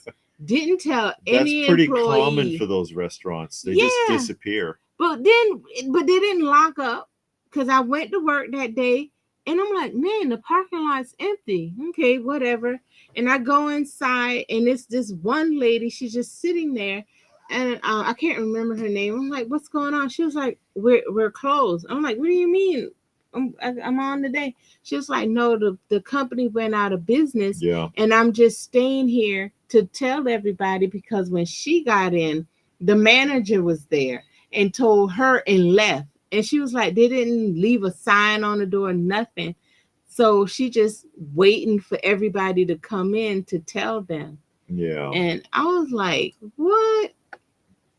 And then after that, I started working at I think I started at Captain D's after that. I was working at Captain D's, and then I went to Radio Shack. And I went from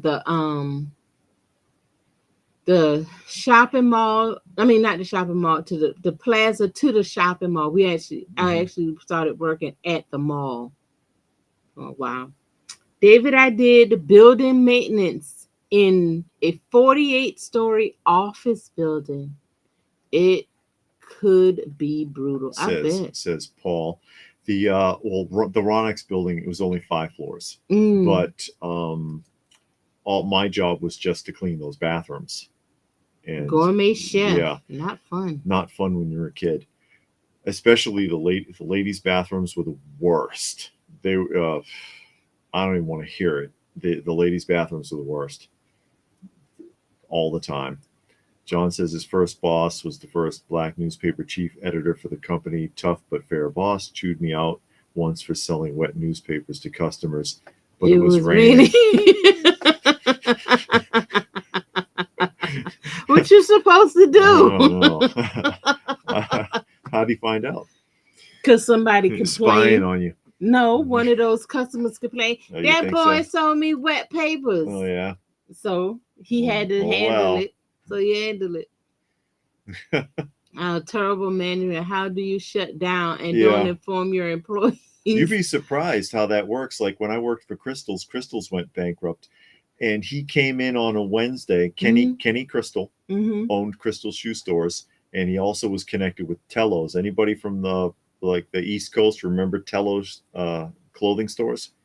The shoe department was Crystals.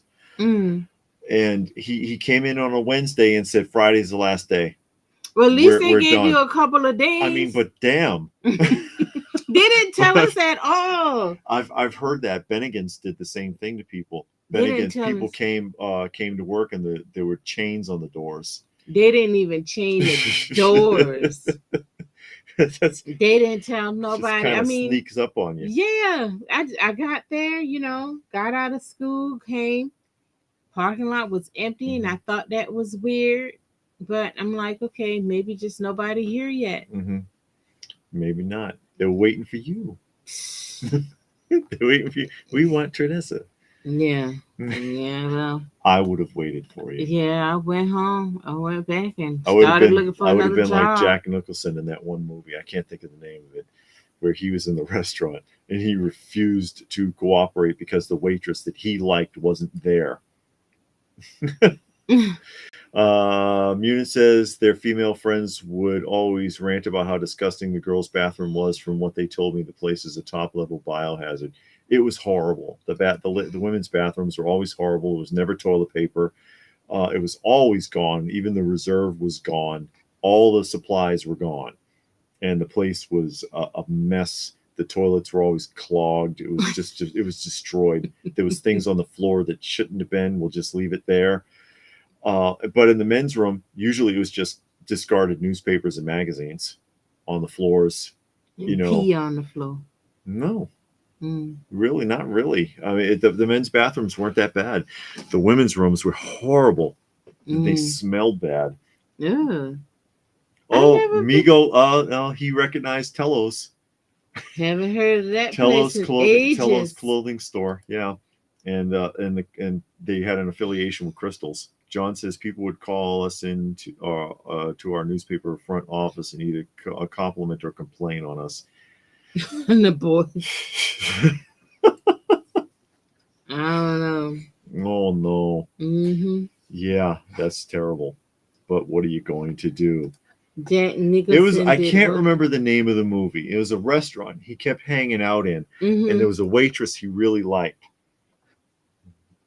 And she wasn't there one day, and he went nuts because he had something wrong with him. I can't remember the name of the movie.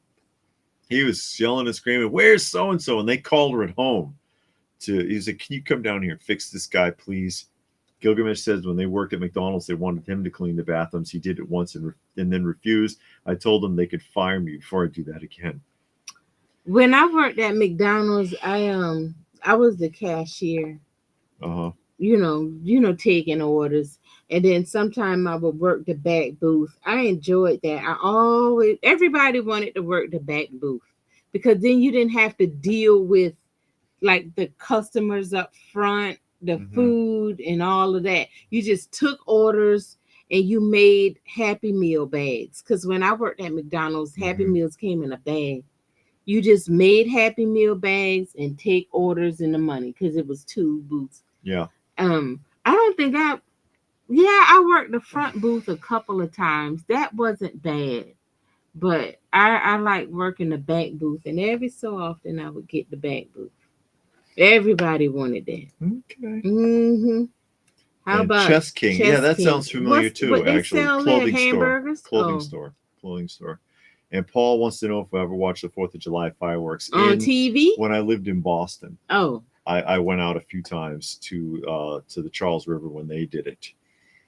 We haven't seen any together though. No, I do want to go somewhere where you can actually see the fireworks and it's not blocked by buildings and a million people, and look at the fireworks. When I was in Italy on the military base, they 1 year, it was only 1 year they did it. They had a really good fireworks display. And at first it had messed up because they started it and then like and it went on for about 2-3 minutes and then it stopped. And I'm like, is that it? Are you That's kidding it. me? So nobody left. Everybody just kind of stayed there. And I guess something went wrong. And then it started up like 10 minutes later. And it went on for like an hour. And it was a really nice fireworks display. And the part I liked about it, nothing was blocked. There was no buildings in the way. It wasn't like so much people you couldn't see or enjoy it. Because I went 1 year to Mhm. Stone Mountain Park, and they have this big open lawn where they have concerts, and it's right in front of the mountain where they got the etchings, and when they have just the nightly laser show, you can just lay out on the lawn. But then on 4th of July, it's like a million people crammed in there. You can't Yeah. find a space, and it's just not as much fun. Okay. Yeah. What was your worst customer experience? This one lady came in there. She ordered her food, and then we gave her the food. She opens everything up and takes it apart, and then it's like, this is not what I ordered.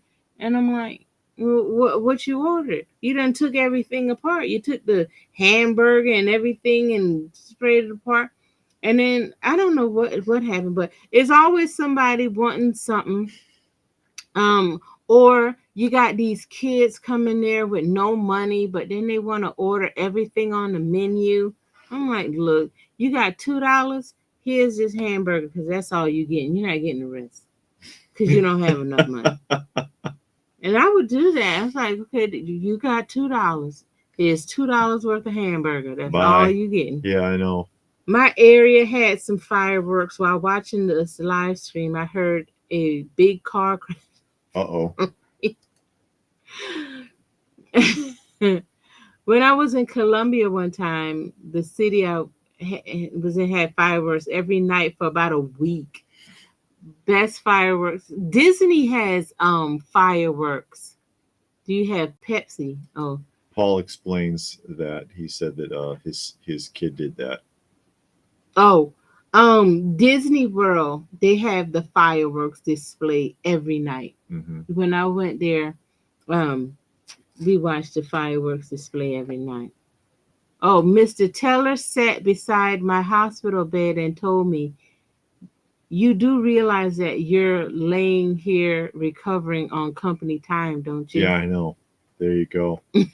But it's gotten pretty late, so we're Mm-hmm. gonna go ahead and wrap things up. Mm-hmm. So thank you everybody for joining us. We hope you had a good time, Yes. and we hope that you will catch us again at some point in the future when we do another Live live stream. stream. Yes, because we still got to do our trivia, and we will Yes. do that this weekend. Yeah. So I don't know if Trivia contest. yeah, we're going to be doing that this weekend. So be on the lookout. We will put it up early, and it'll Yeah. say trivia night. So y'all will know and be ready for that. So